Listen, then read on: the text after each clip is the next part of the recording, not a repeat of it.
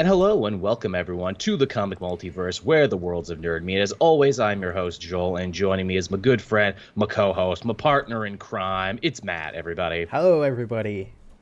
You got way more energy than me right now. Before we started, you asked me how you doing, and I'm like, just tired. Yeah, I've got my energy drink, so I'm fine. There you go. Lucky you. Again, I'm trying to be back on keto right now, which means I'm not getting the same, caffeine intake that I normally get. Yeah. And it's so freaking hot now. Like, I'm a big tea drinker in the morning, so, like, I can't make my morning cup of tea because I'm like, no, it's, like, fucking 30 degrees here. Yeah, well, it's the opposite here. It's, like, really fucking cold at the moment. I can see you're all bundled up there for Australian winter. Yeah. I swear, one of these years I would love to come visit just to be like, yeah, get me away from this freaking North American summer for a minute. But then you have to experience our summers, which might not be as bad as you think, but, like, they can be pretty harsh. Let me ask you this. Is it a dry heat or a humid heat? Depends. Okay, because I was It's either one day it would be, like, really dry, then the next it is suddenly, like, you could cut the air with, like, a knife. Right. So we've been lucky so far. It's been mostly a really dry heat this summer, so I've not been, like, absolutely dying. But there was a point last year when I'm like, what's the least humid place in the world to live? What do you think the least humid place in the world is to live? Because I was shocked when I looked into it. Alaska? You'd think that, but no, actually, it's Las Vegas. I'm like, fuck off. Really? Yeah, I guess so, yeah. And I'm like, yeah, I guess there's no wet heat because you're in the middle of the fucking desert. It's just dry heat 24/7, and everyone has to live underground and in freaking, air-conditioned casinos to stay away from the heat. Yeah, that's true, yeah. I couldn't believe that. I'm like, so if I want to get away from humidity, I just have to go to a place where I'm going to be hot all year round. Well, geez, that doesn't sound like a good trade-off at all. Not at all, no.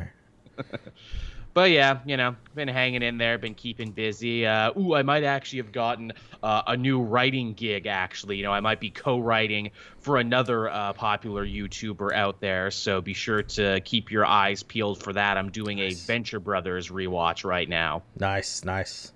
Yes, as part of that. The chat saying Spider-Man fan film has some racist casting. Yeah, that wasn't on the list of news, but that's been a big controversy right now. Spider-Man Lotus, a very expensive Spider-Man fan film, apparently made by a huge racist. Uh-oh, who saw that coming? It's like the only time all Spider-Man fans of all walks of life have come together to agree that, like, this is the most terrible thing ever. And in a way, thank you, Spider-Man Lotus, for giving the many different factions of Spider-Man fans a warm fire to come around as a community. See, that's what we need, everyone, to bring us together. We just need a common enemy. Yeah, and it's racist Spider-Man. Racist Spider-Man will unite us all. Hey, we got a new Spider-Verse coming out, and we've already seen, like, fashion designer Spider-Man and, physically disabled Spider-Man, who looks great, by the way. They actually, like, incorporated, like, the walking crutches, and he's got, like, a backwards hat that doesn't look stupid. Nice. That villain for that new Spider-Verse story really needs to be racist Spider-Man. That's who they need to be funny. It's just Peter. He looks exactly the same. He's just super racist. Oh, man. But yeah, that's the sort of week it's been, everyone. Yeah. Lord Outsider asking us thoughts on the recent Boys episode. Don't worry, Lord Outsider. There's not much news this week, so Matt and I are probably going to talk about all the great superhero TV that's going on right now. Yeah. Because there's plenty. Someone else in the chat saying, what about that Thor Miles Morales controversy? Oh, yeah, we also had racist Miles. Granted, he wasn't being racist. The writer just wrote a deeply, uncomfortable take on black people. Yeah. I remember I had only, like, seen... Because I didn't realize that all of these What If Miles stories were sort of part of, like, what's happening in his book at the moment. I just thought they were just being completely... devoid of any creativity and just making What Ifs now just about Miles. And and I saw that one. I didn't read it, but I saw, like, the cover of it, and I'm like, ooh, I don't know. I read some of the choice panels that people had there. I believe he said, by the fade of Odin, and then we see Odin later, and he doesn't even have a fade. It's like, oh my god, they just put that in there because they knew it was a black person haircut. Yeah. It's so bad. It's real bad. It's really uncomfortable. It's like, what editor allowed this to get out? I know. Was there just like, no one's reading this, it'll be fine. Surely Miles Morales fans will have no problem with this. Yeah, it's really bad. It's not every day you see a comic that embarrassing, slip through the cracks. Yeah. It's oof, man. It's something, I tell you. But as somebody even said, like, oh, are you gonna cover it, Joel? I'm like, why? Everyone knows it sucks. Yeah. What am I gonna say that hasn't already been said, instead of just sitting there getting really uncomfortable about it? Nah, yeah. Wow, that's depressing. We had 2 racist Spider-Man stories in 1 week. Getting them all out at the same time, just get them all out. Yeah, do better, world, do better. But yeah, I guess with that we can hop into the real news from this week, and because there isn't much, we can talk about what we've been watching. Yeah. So our first piece of news here, Neil Gaiman's Miracleman story, the unfinished Silver Age, will actually be finished this year at Marvel as part of the big 40th anniversary of Miracleman, because they're priming the pump for that, because Miracleman will probably be a major focus of the next big event or something. Yeah, it seems like they're heralding the return of Miracleman to the Marvel Universe at some point. Well, I mean, the arrival, really, not even the return, because he was a British comic character. This is like the Watchmen. Yeah, but remember they tried to implement him before, and it didn't a while ago, like a couple of years ago. But then all this shit kicked off with the rights and. Right. Well, there was the Timeless thing too, where they're like, Miracleman is coming. Mm-hmm. But yeah, so that's interesting. Again, if you've not read your Miracleman, you should probably catch up on it now, because Marvel basically keeps saying it's gonna be a thing. Yeah. It's gonna be a thing. It's gonna be important. It really looks like they're hoping it's gonna be their doomsday clock. A little bit, yeah. Because hey, it's like we got a cool Alan Moore thing too, everyone, that we technically own the rights to. Yeah. Who do you think obviously Neil Gaiman's doing this book? Do you think he'll do him in the actual Marvel universe, or will it be like Marvel writers? I mean, if they could get Gaiman, that would be friggin' amazing, and I'm sure everyone would love that, and they'd have a field day with it. Yep. I don't know if they would meet his quote or be willing to give him the freedom that he would necessarily want to do the thing with it. Maybe they like Donny Cates, because they seem to give everything to Donny Cates. Donny Cates, Kieran Gillen, one of those guys. Yeah, Jerry Duggan, Al Ewing. Duggan, yeah. Hey, we got Hickman back for it, everyone. Oh man. Hickman said he was done until he wasn't. Yes, please.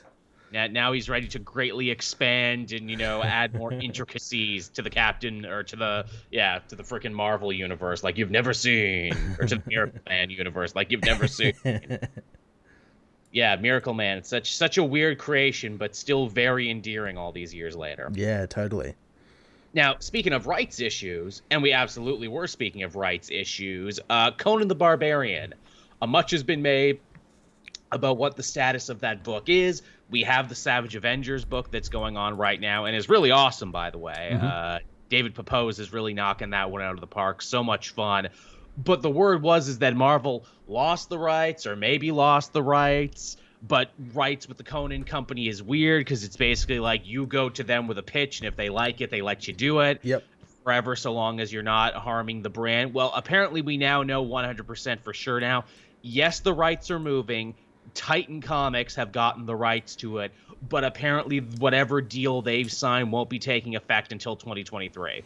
Yeah, so I wonder if this is similar to what the Star Wars stuff is with the Dark Horse stuff, where Marvel is still going to be making the canon comics, and then Dark Horse is doing also sort of canon stuff, but all the adventure stuff and sort of aimed at sort of littler kids stuff. I wonder if that's going to be sort of the similar here, where it's just adventures in 2 different canons or continuities or something. It could be, maybe it's like a Hulk situation with Universal, where it's well, you can hang out on teams, but solo rights went to someone else. Yeah. I don't know. Or maybe this is spoiling the end of this run, where it's by this time next year, Conan, that they left him in his own time, and the rest of the Savage Avengers went home again. Yeah. Which is why they brought him to where he was now. because, it's their way of putting the toys back in the box and bringing them home. Either way, good for Titan Comics. Marvel certainly had a run with them that, they can't, you can't sneeze at. There was a lot of fun there. I still think the best moment is, ironically, when he teamed up with Scarlet Witch as part of that Avengers No Way Home thing. Yes, that was great.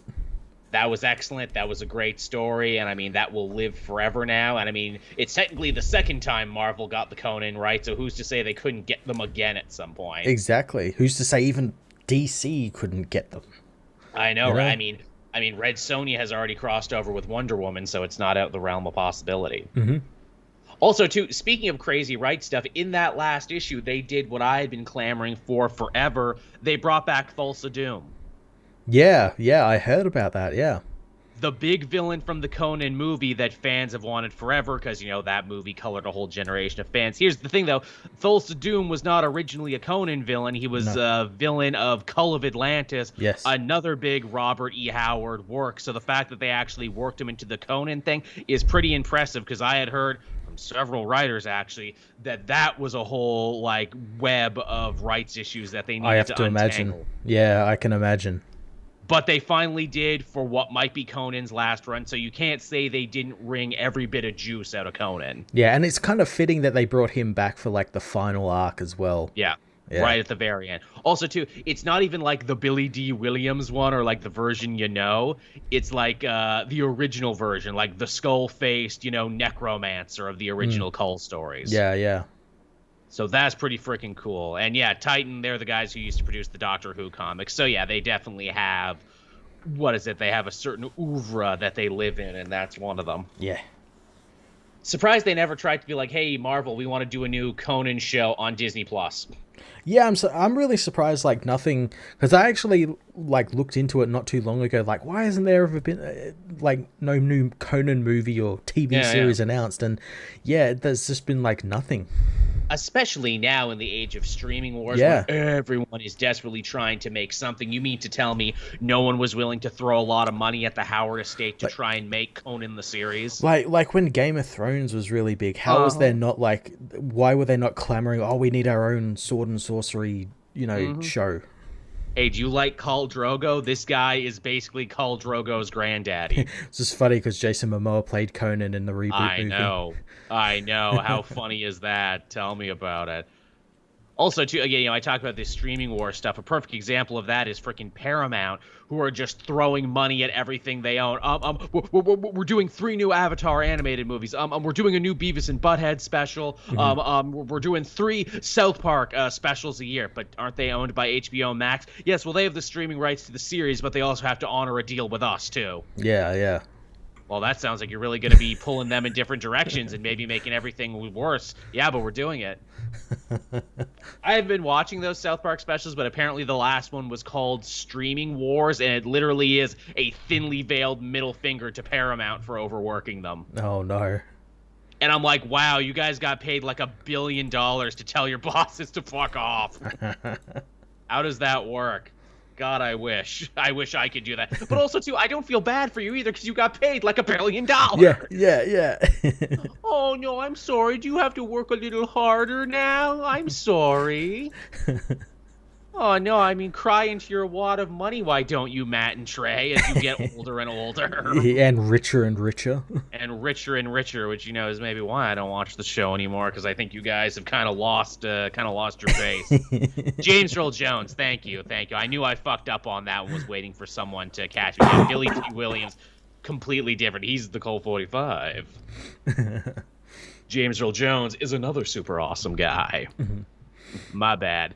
But yeah, so there's your Conan news, everyone. The chat saying that Beavis and Butthead movie was decent. Yeah, I liked it too. I also watched it. I haven't watched it. I saw it out there and I'm like, wow, they made another film? Really? They did. It's much more of an anthology than Beavis and Butthead Do America, which is a real movie, but it very much has that same kind of structure where it's let us concoct a reason for them to travel all over America and basically do the little skits that the show was always about. Yeah. So they go to prison for a minute, and they go to NASA for a minute, and go to college for a minute. So, it's pretty good. It's pretty funny, and I enjoyed it for what it was. Nice. What else was there? Oh, we got a new Batman comic coming, Matt. We had a bunch of new DC solicitations. It's the day that ends in Y, so it's a new Batman comic. It's called Batman Night Watch by Jay Torres. It looks to be a 5-issue miniseries. Mostly looks to be focusing on Oracle and her attempt to try and, update the Bat family to the times of the social medias.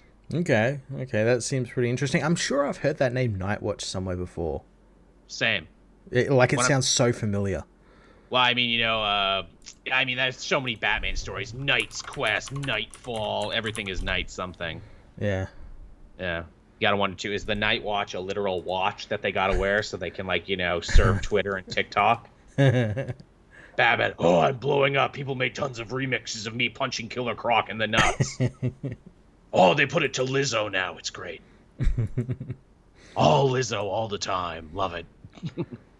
Not really much more to say about that. It's another Batman miniseries. What the hell do you want from us? Yeah, whatever. Maybe it will be good. Maybe it will be bad. I don't know. I know I'm skipping more of them than ever before now because every freaking other book is a Batman story now. Yeah. You got to do something really special or have a writer attached to it that I genuinely already love because I'm probably going to be ignoring it. Yeah, the only ones outside of the detective and Batman books are The Knight and Batman Fortress. They're the only two I'm keeping an eye on. And I skipped Detective Comics because I'm look, there was one that came out this week, and I'm oh, fuck off. You're starting a new run soon. I don't care what this is about. That's what I'm waiting for. I'm really surprised that run hasn't started yet because I'm really looking forward to that new run. Well, they changed, what is it? They changed the title artwork now for Action and Detective. They look different now. Yeah, they redesigned the trade dress and everything for it. Yeah, they look good. Yeah. They look nice and different. The Detective one looks like a bat. Yeah. Sure does, and the Action Comics is all sharp and swoopy, the S. Yeah. Yeah. Beyond that, not much more to say. Nah. We got some TV news here. Apparently, Wonder Man is in production at Disney, or they believe that it may already be in production. They're floating around the ideas that they're going to finally be doing something with Wonder Man, who is one of those, original, Avengers, old-timey Marvel characters where it's how haven't you done anything with him yet? Yeah, I'm looking forward to it, especially because, I feel you could get really kind of meta with the character because Wonder Man, he's a Hollywood stuntman. He's an actor and a pacifist. Yeah. So, you could do a lot of really cool stuff with that. Yeah, I wonder, too, because, some of his biggest stories, Ultron and the Ant-Man stuff, he's kind of divorced from now, which is unfortunate, but it also gives you more freedom to write new stuff. And as we've seen with Ms.Marvel, creating new stuff isn't always bad. Yeah, I wonder if they're waiting, because it was kind of officially announced, but not really. It was reported by a Hollywood Reporter and Deadline and everything, so that's kind of official. Yeah, it's kind of a big deal. But not really. So I wonder if they're waiting till She-Hulk comes out, because She-Hulk could be kind of a similar series in that same sort of meta tone. Yeah, and they want to see if that works. If that works, they'll do it for Wonder Man as well. Yeah, where it's a superhero show, but it's really more of a comedy. Yeah. Which I'm fine with, too, honestly. I mean, they don't all need to be dramas that feel like the movies. Yeah. Wonder if Nathan Fillion will play Wonder Man, because he technically did in Guardians of the Galaxy 2. Yeah, in the posters. Or maybe if he won't now, because Nathan Fillion kind of got himself in trouble this week, being I'd work with Joss Whedon again. He was fine to me. Oh, no. I didn't know that. Oh, yeah, that was going around there for a bit. And I'm Nathan, no. Oh, no. Literally the worst things you could say in a row. It's he was fine to me. I'm I guess that makes it okay then, right? It's this because he doesn't want to fuck you. Yeah, I know, right? Who in his life needs to tell him that? That's the people who are your neighbor was Charles Manson. Oh, he was fine to me. Yeah, I'm sure they are fine to people and shitty to other people. How is that still an excuse in 2022? Again, the dude literally had a whole interview where he basically shot his own career in the foot by being well, you see, I had to abuse those women, really. If you were me in that time with that power, you'd do it too. seriously, his like social media like article apology there is like, this is the worst thing ever. How did he think this was okay, that this would go over great? That got through like publicists and everything, all of that. Yeah, wow.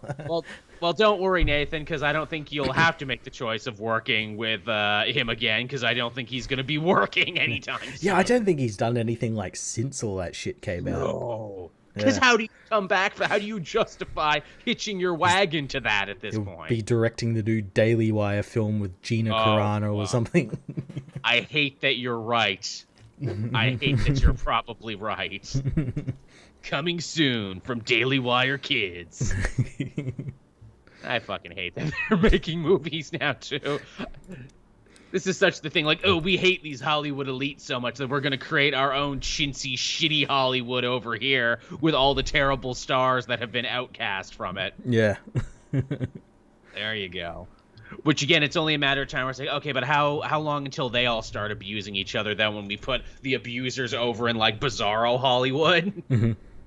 How long until they start fucking each other over? Because, like, obviously that's going to happen. But yes, there's your Wonder Man news, everyone. Well, I'm sure this story will be evolving soon. Yeah, well, Marvel Studios is coming to Hall H and San Diego Comic-Con now, they've announced. So I imagine we might see something there, or, yeah. Probably. We'll probably get another roadmap because they love showing the roadmaps, don't they? I'm really kind of surprised that they're actually going there, because not long after that they've got D23, which they have confirmed they're going to be there as well. So like, which one are they going to show more at? Absolutely, yeah. I mean, you would think probably D23 because that's theirs. Yeah. Maybe it's one of those like, hey, watch this, and then do you want to see the rest of the trailer? Well, come see us at D23. That's true, yeah. Captain Kun helping us out. Nightwatch is the name of Marvel's Spawn ripoff from the 90s and was the villain of that Charles Schulz She-Hulk run from a few years ago. Yep, that's the one. Yeah, that's probably what I'm remembering. There you go. Thank you. And Joe Jam Zero helping us out too. With a hippo with a hat doing a thumbs up. Yeah, I like that. I like you don't always have to give messages. You can just give fun little gifts. Yeah. Thank you, man. Thank you. But yeah, you're right with that coming up, talking about a roadmap. I think Feige, too, was even in the news saying, like, oh, we'll reveal what the next big, infinity-level saga is, because the whole Thanos thing, that was, that was the Infinity Saga, and so, whatever we're heading into next, which is an interesting time, because as you and I have talked about many times on the show, what could that next big Thanos threat be? Because it feels like there's several big things all happening at once. It's going to be Secret Wars. You think, because we got the final host, we got the threat of incursions. Yeah. So, there's a lot of places they could potentially go. You'd put money on it? You putting a shiny dollar on I think I am. Because they drew so much attention to all those incursions. Doctor Strange's post-credit sequence ended with, Clea arriving, more incursions are happening. So it's like they're ramping up, so yeah. Oh, and Kang. I forgot about Kang, too. Yeah. Kang is another big thing. Do you think it's going to be Secret Wars, but Kang in place of the Beyonder? Yeah, Kang in play. Or they'll do Secret Wars like the Hickman one where Kang takes Doom's place. Right, he's the Rabuma Law of it all. Yeah. I've remade the universe to fit my image. Yeah, I guess they could marry all those stories together if they have to. And ironically, yeah, you could call it Secret Wars because it's like, yeah, we're drawing reference from the two different stories that were called Secret Wars. Mm-hmm. Yeah, because, again, when Secret Wars was starting to be mentioned, everyone assumed it was that one Secret Wars Hickman cover, where it's like all the heroes fighting each other. It's like, it's not what it is at all. It's mainly Reed Richards and Doctor Doom standing in a desolate area talking with each other and having a battle of morality. Yeah. That is what it. And Miles gives Molecule Man a hamburger and he gets to live because of it. Yeah. I fucking love that that's still his origin. He was nice to Molecule Man, and when the Ultimate Universe got destroyed and everything got reordered, he was sure to make sure him and his family got to live. Man, has Molecule Man ever come back in the Miles book? I feel like that's a meeting that should really take place again, where it's like, hey, man, you exist because of me. Well, I mean, I don't know what they're fucking doing with it, because they've been building up with that whole Ultimate Universe coming back from, the Kate stuff, where he, teased it with the Maker and everything, so I could see him coming back some point. I dropped off the Miles book, and I know now they're doing another multiversal Spider-Verse light thing where it's he's what these fighting what-if books are tied to. Yeah, and he's fighting like an evil version of himself in another world. And I'm like, so the last 3 Miles storylines, he fought the 616 version of himself, who was evil, from Spider-Man 2. Mm-hmm. Then he fought his evil clone, and now he's fighting an evil multiverse. I'm like, can Miles fight any fucking villain that's not himself, apparently? No, apparently not. That's like that. I love Miles. I really want to support the book. I like Solid in a Mid, but so many similar stories back to back really killed my interest in that book. He needs the same thing happened to like Captain America, where like he had like 4 or 5 stories arcs in a row where it was like him running from the government, and only now in this new book is he like doing something completely different. That needs to happen with Miles. Yeah, can he just like fight the Scorpion again, for fuck's sake? Yeah, they can just fucking do something. Can he fight the Scorpion and worry about getting to homeroom? That'd be nice. Yeah. I'd be cool with that. Captain Coon helping us out. The next Thanos is Hypno Hustler or Paste Pot Pete. And at the end of all things, there is only Paste Pot Pete. The Ancient One, whose name was scrimshawed on the tusk of Lucifer himself in the ancient times. That's what I want. I want them to really build it up, and it's just the stupidest fucking villain possible. Yeah, it's a piece of shit fucking thug. Loser. Yeah. Just some bullshit ass loser. Yeah, I'd like that a lot. That'd be cool. just once, Thanos was really cool. Let's just have some goddamn loser for a change. Paste Pot Pete. My friends call me Trapster, actually. I've changed my name because even I thought Paste Pot Pete was lame.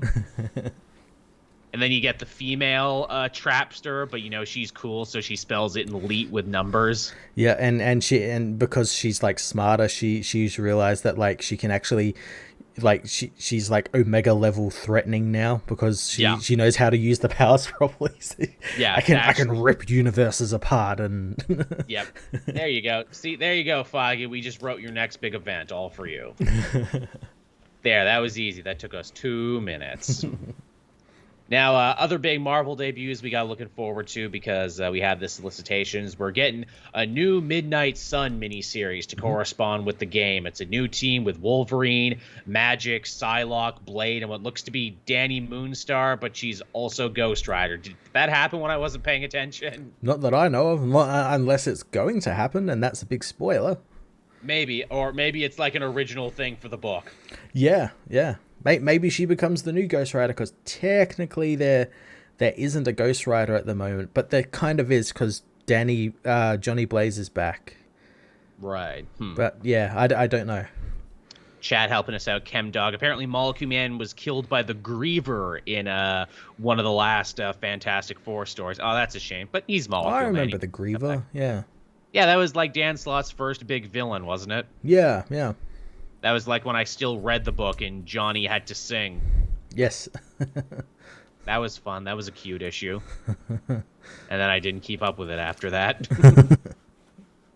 Which I think is a lot of Dan Slott work. That was cute. I'm not going to keep up with this.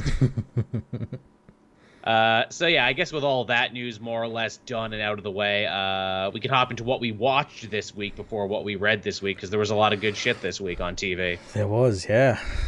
Where would you like to start, Matt? Let's start with the boys. Yeah, the boys. They did their big Hero-gasm episode, which they had been upselling forever, where it's like, ooh, it's so depraved. Ooh, we had to ask Amazon for special permission to do this. Ooh, man, it's really out there and gross and everything. Maybe my mind has just been melted by decades worth of online pornography, but I thought it was pretty tame. It was extremely tame. Like, everything we saw in that episode was stuff we'd seen previously on the show. Yeah. Yeah, there wasn't nothing. Anything bad. Like that whole warning at the start was just complete like PR. Yeah, it absolutely was. But that being said, it fucking worked out because apparently it was like the most seen, most streamed episode of the show ever. Oh yeah, I'm intrigued to see what the numbers on the next episode after people realize like, oh, Mother's Milk just got jizzed on. Really? That's it. Yeah, that was it. Yeah, she's just got jizzed on a little bit. I mean, if that's the worst thing that happens. the deep fucked a squid, but I mean, we already knew that was happening. Yeah, that was either happening already or going to happen. Yeah, I mean, it was more horrifying that he had to eat that octopus before there than anything we saw in this one. Yeah. I mean, I do appreciate that they kind of dropped reference to the fact that, like, on top of all the other horrible things that superheroes do, they're also brutalizing sex workers regularly too. The one thing I was kind of hoping they'd explore, because in the comics, Herogasm is a Vought sponsored event, and it's kind of like a fucking, who's that, fucking like an Epstein Island sort of thing. And I thought like they were going to go hard into that, but it's just like the TNT twins put it on for a weekend. That's it. Also, too, in the books, Herogasm was Garth Ennis parodying summer superhero events where it's like, why do all the heroes and all the villains have to disappear every summer? Because they go on fucking vacation. They do coke and beat up hookers for a week. Yeah. That's all it is. Also, Huey gets sodomized in that one, too. That didn't happen in this, though. No, his butthole remains unmolested. Actually, he gets probably one of the best moments with frickin' A-Train of all things, because A-Train lived longer in the show than he did in the comics, which means they actually get to have a reckoning with one another, which is really surprising. I liked it because, like, Huey, he had that realization. It's like, oh, I've got, like, powers now. Like, I can stand up to him. I've got this and everything. And it obviously completely backfires on him. The one time he tries to stand up to A-Train is the one time A-Train's really not trying to act like a dick because he's having his own moral philosophical awakening right now after what happened to his brother. Yeah. I did like that he got like revenge on was it Blue Hawk? Yeah. In a great bit I think it's basically like the Flash's finisher in Injustice. Yes, where he literally road rashes him to death there, even though doing so might very well have cost him his life, because that's been a ticking clock in the show forever that he can't run anymore. It might kill him, but I like that he sacrificed himself in that last moment to maybe do the one unselfish thing he's ever done in his life. And it's like, wow, what a fucking arc for a character who was so one-dimensional in the book and killed so early. And also a character who, like, at the start of the show was just like, I mean, they're all assholes, but he was like a particular type, you know? Yeah, he was particularly selfish. I guess the idea is, again, the show is showing, again, it's almost going against the nihilism of the book and being like, no, sometimes people can actually change. It takes a lot, and sometimes it doesn't matter, but sometimes people do actually change, which I thought was really nice. Also, man, Jensen Ackles just killing it as Soldier Boy here, this like turned up to 11. What if Captain America was real? What if you really grabbed a guy from the 1950s and put him into now? He'd probably be an asshole. Yeah, he's a real asshole. Yeah, with a freaking Benny addiction too, because it's like, that's how he took Omaha Beach. They're on speed, motherfucker. Yeah, Betty's, we're all hopped up on Betty's. And I'm like, well, 1950s, they would literally give the fucking soldiers amphetamines. They didn't know any better.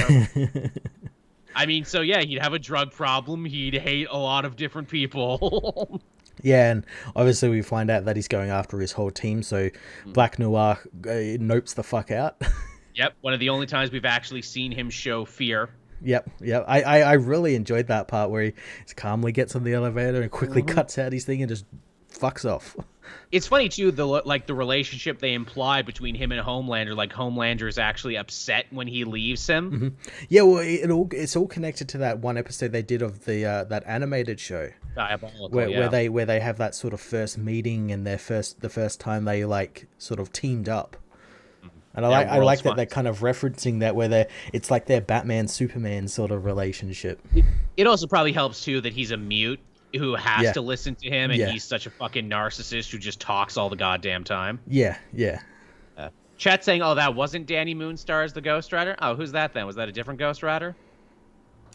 It's some ghost person. Yeah. I can't be sure which one. I'm off my game now. That's two things the chat has corrected me on that I have taken to heart. Yeah, so the fight that Soldier Boy, souped up Butcher, and Homelander have was pretty fucking sweet, wasn't it?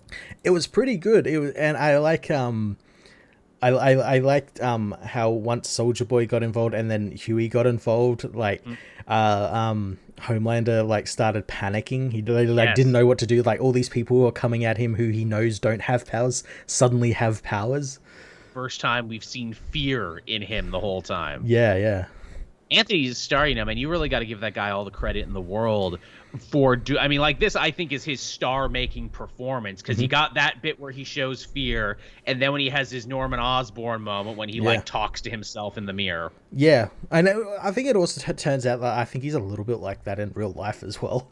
Oh, really? Well, he had an incident recently, like I think it was like back in February or something, where he glassed someone or something at a bar, and he was yelling about all do you know who I am, all that bullshit. Well, shit. Yeah. Well, you're not Ezra Miller bad yet when you start kidnapping people and hoarding guns and everything. Yeah. Bland man, Jensen Ackles did a good job playing Ultimate Cap. Oh my god, he is Ultimate Cap. Holy shit. He just needs to do the thing and say, this A on my head doesn't mean France, It doesn't mean France, which, there's still time. There's still time. Do it. Yeah.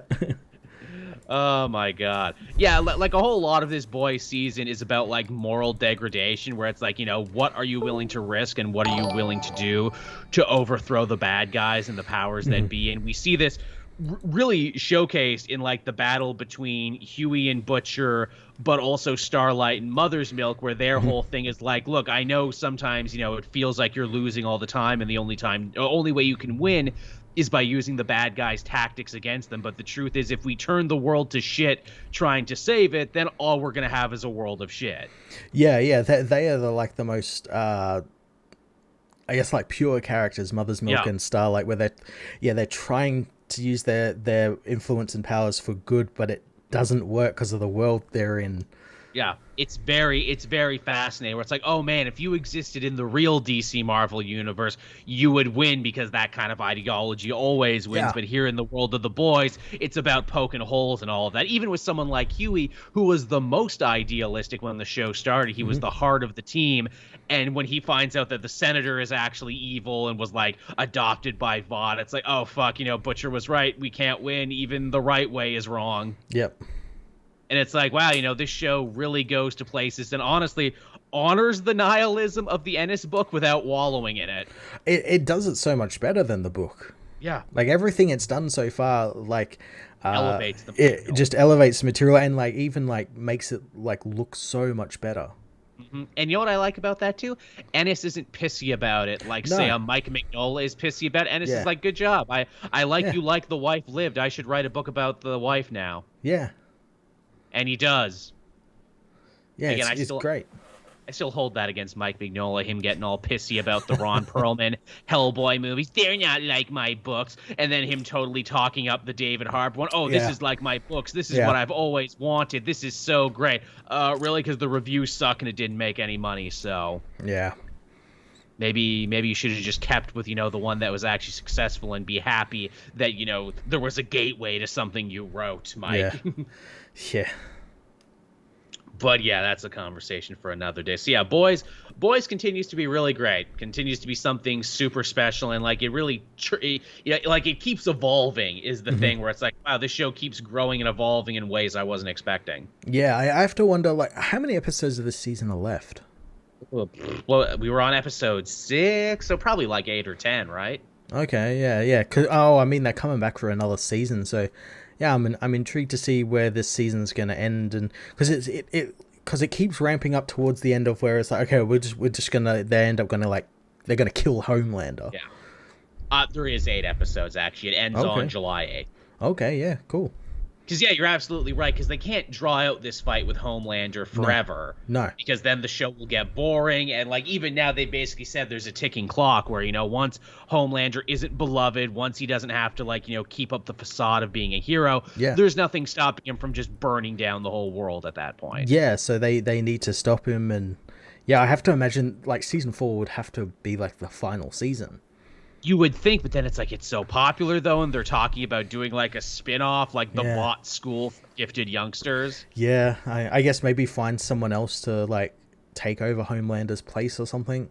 Maybe they haven't parodied X-Men yet. There's so much stuff from the book they haven't quite touched yet. Mm-hmm. I don't know. I don't know how you would artificially keep this going. Yeah. maybe like they don't defeat him, but he like goes to jail or something, so they have to try and build a world post Homelander. They depower him, so like they get rid of the powers, but he's still there and has influence, so he becomes like he runs for like president or something. Oh yeah. You could do like Hitler after the beer hall pushed, where it's like he went to jail, but that only made him more dangerous. Yeah. Because more people were rallied around him and everything. Yeah, that'd be a way to go. Or you do the thing, he does destroy the world, and then season 5 is fucking post-apocalyptic boys. That's a direction they could go if they really wanted to, because like the show is interesting because it goes on book and goes off book so much. Yeah, but the thing is, like, everything they do off book also fits in with the book. Yeah. Oh, absolutely. Yeah. Yeah, tell me about it. But yeah, so that's The Boys, everyone. It's a lot of fun. It's really cool. They're going places I wouldn't expect. It's good stuff. It's good, yeah. Want to talk about Star Wars next? I know you're chomping at the bit to talk about the Kenobi finale. Yes. All right, where do you want to start with this, Matt? Because a lot of stuff happened. A lot of stuff happened. A lot of like amazing stuff happened.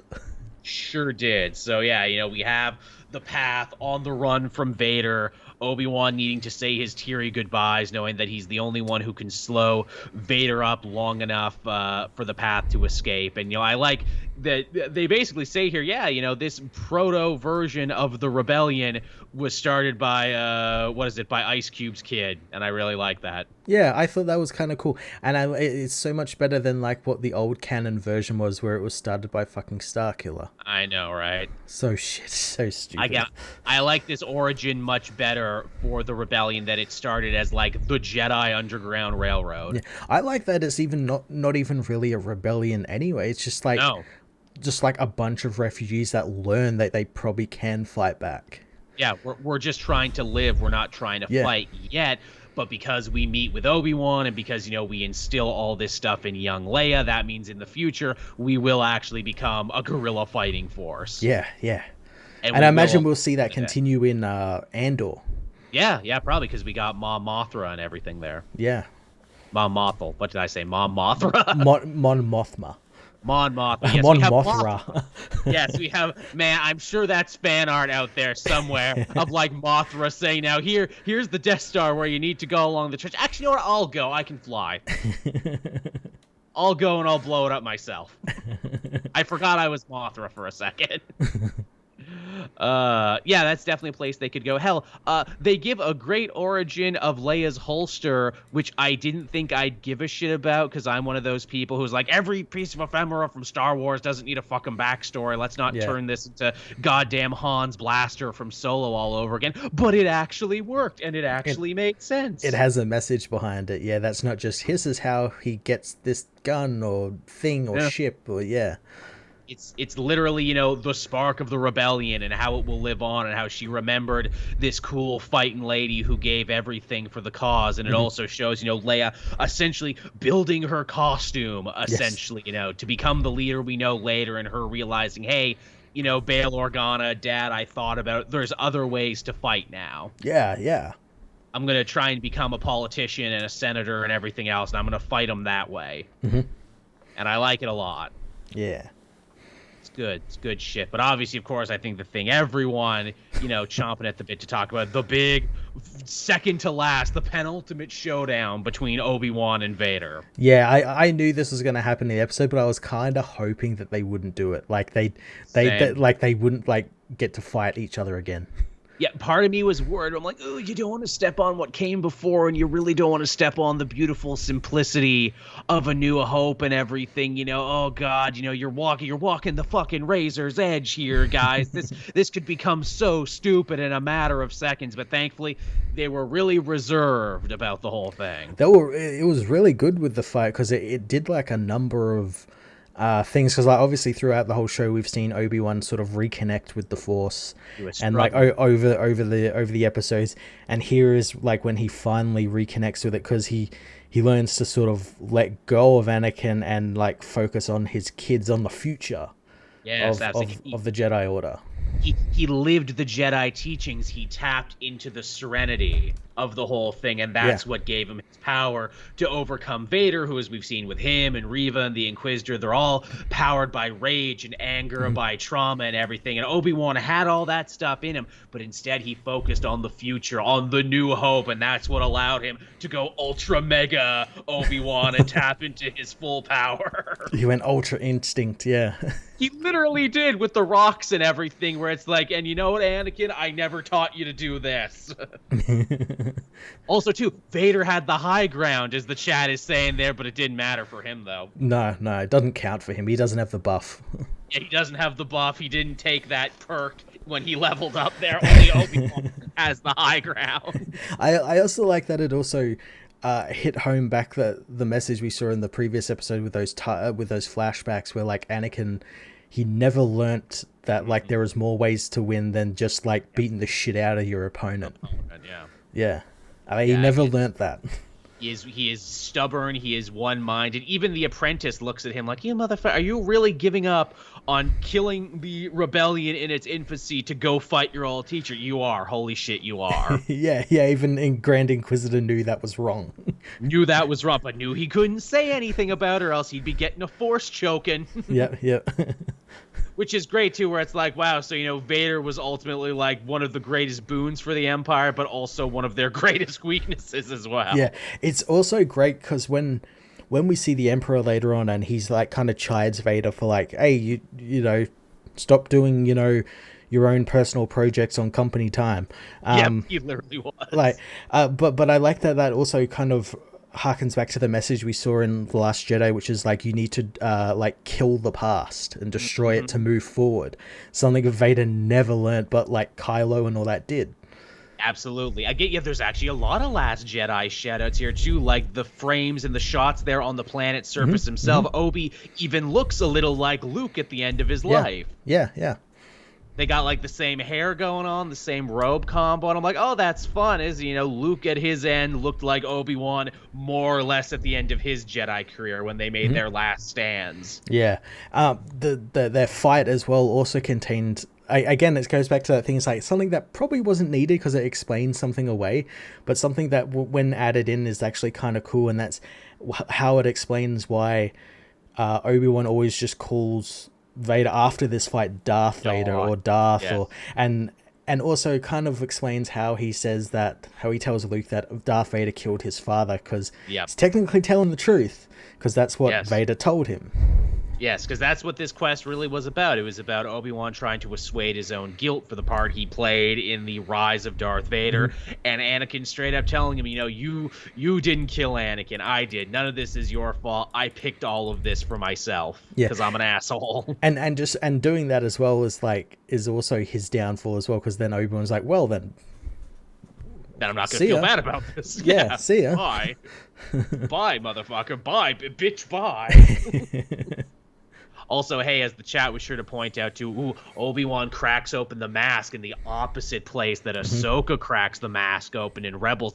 They both get a second of seeing the real Anakin again. Yeah, and I like as well, like, thanks to the interactive lighting on the lightsabers they have now, I like that he goes, like, when he talks as Anakin, it's blue on his face, and then when he turns to Darth Vader, it turns red. Yeah, what a cool effect is that? We heard both the Hayden Christian voice and the James Earl Jones voice all at once. I'm also sure that they put Matt Lander's voice from the cartoon series in there as well, because there's bits in there that sound like his voice as well. I like it if it was all three combined together. Which is a beautiful touch, the three people who have, you know, meant so much to this character over the years. Yeah, we also got an explanation for why Vader in Return of the Jedi had a big scar across the top of his head. Oh my, I can't believe all this time later they're still actually adding little stuff where it's like, oh, that makes sense. Yeah, and as well, in Return of the Jedi, Vader basically has that exact same conversation that he has with Obi-Wan with Luke. Yeah. And Luke kind of has the exact same reaction as Obi-Wan, and that's sort of like the trigger that makes Vader turn back to the light side. Yeah. It's really well done. Again, really well done. Subtle and reserved, but also with badass moments there. Again, Obi-Wan didn't need to flip around. He just needed to lift some big rocks. I watched the finale with my mom, who obviously is a Star Wars fan too. She saw the original. She saw the, sequel and prequel trilogy, and her comment was the best. She said, "What's with the Jedi always lifting rocks at each other?" Hey, it works. And I'm like, shit, I think you're onto something, right? Because literally, what was Rey's whole thing? Like, oh, you're gonna use the Force to lift some rocks, and then at the end she lifts some rocks. It always comes down to rocks with these people, one way or another. That's the real thing that ties the Star Wars universe together. Big rocks. Obviously, we got to talk about the bit with Reva. Her whole thing is like, well, can't kill Vader, but I can kill his family line, though. That'll make me feel better. Yeah, oh man, I love Reva's whole character throughout this whole show. It was a great arc. I maybe it's just because I'm a bit more media literate than most people, but like I think by the second and third episode I knew what like her arc was going to be. Like it was very obvious. Of course, yeah. But yeah, I really like that. Like yeah, she decides to like go and try and kill Luke, and then realizes that she's becoming Darth Vader. Again, it was one thing to want to kill Vader because he's a bad guy and he hurt so many people. But if I kill this innocent child, I will have gone completely to the dark side and there will be no coming back for me in this moment. Yeah. It's also great that she wanted to kill Obi-Wan as well, and like feels he's responsible for what happened to Vader and for leaving her and abandoning the Jedi. Yeah. So I like that she hated both sides of it, and she's kind of right in hating both, since the Sith killed like her friends, her like youngling friends and everything, and the Jedi who took her in then just completely abandoned her and just forgot about her. So yeah. And now she's perfectly primed for any spin-off projects because let's face it, that's the thing. It's like, hey, we got this cool idea for a character who we think could hold up shows and movies, games, and comics. Yes, I want to see more of Reva. Oh yeah, I mean, we'll get the fucking Reva show. Reva will show up and stuff. I wonder if she's going to be in the Fallen Order sequel. Quite possibly. I know that was a rumor too, where it's like, hey, should we do a Cal Kestis show too? Because that kid's an actor. Yeah. And I'm like, I guess you could if you really wanted to, but I think the games tell their own story pretty good. Yeah.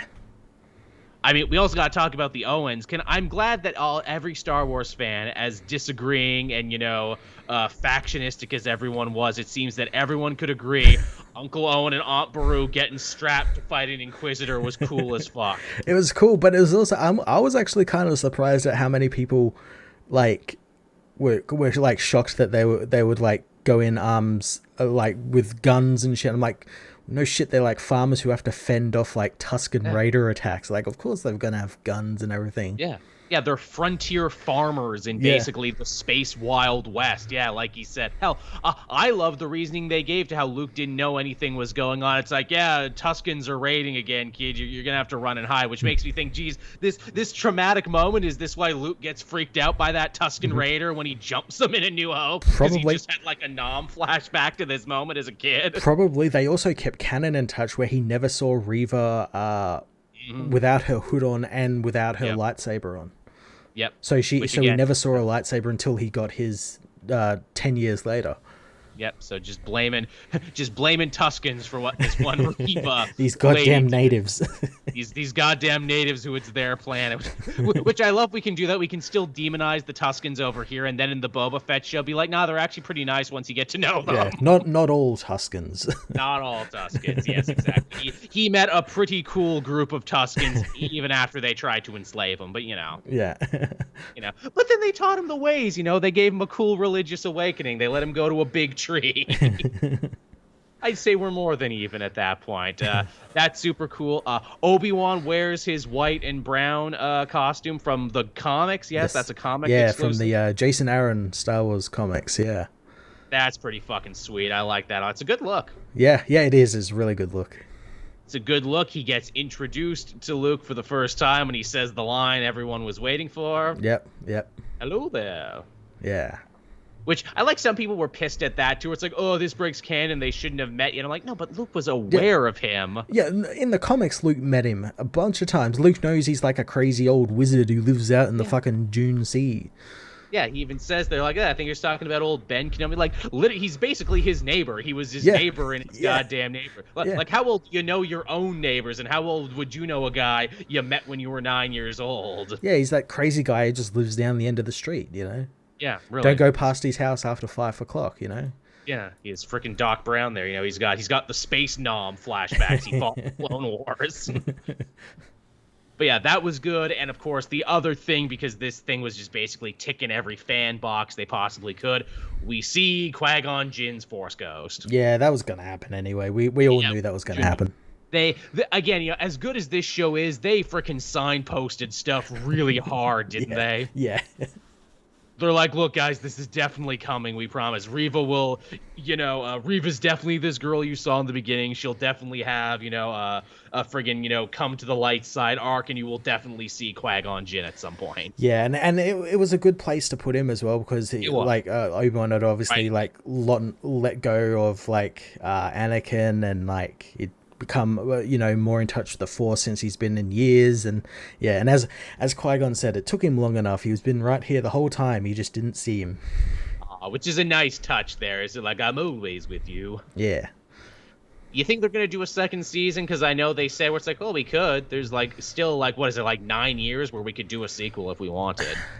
I'm of two minds of this. I don't want them to. I want them to be, okay, that's it. Then you can go read like the comics, see him like fuck around with Jabba and Black Chrysanthemum and all that, and then have A New Hope.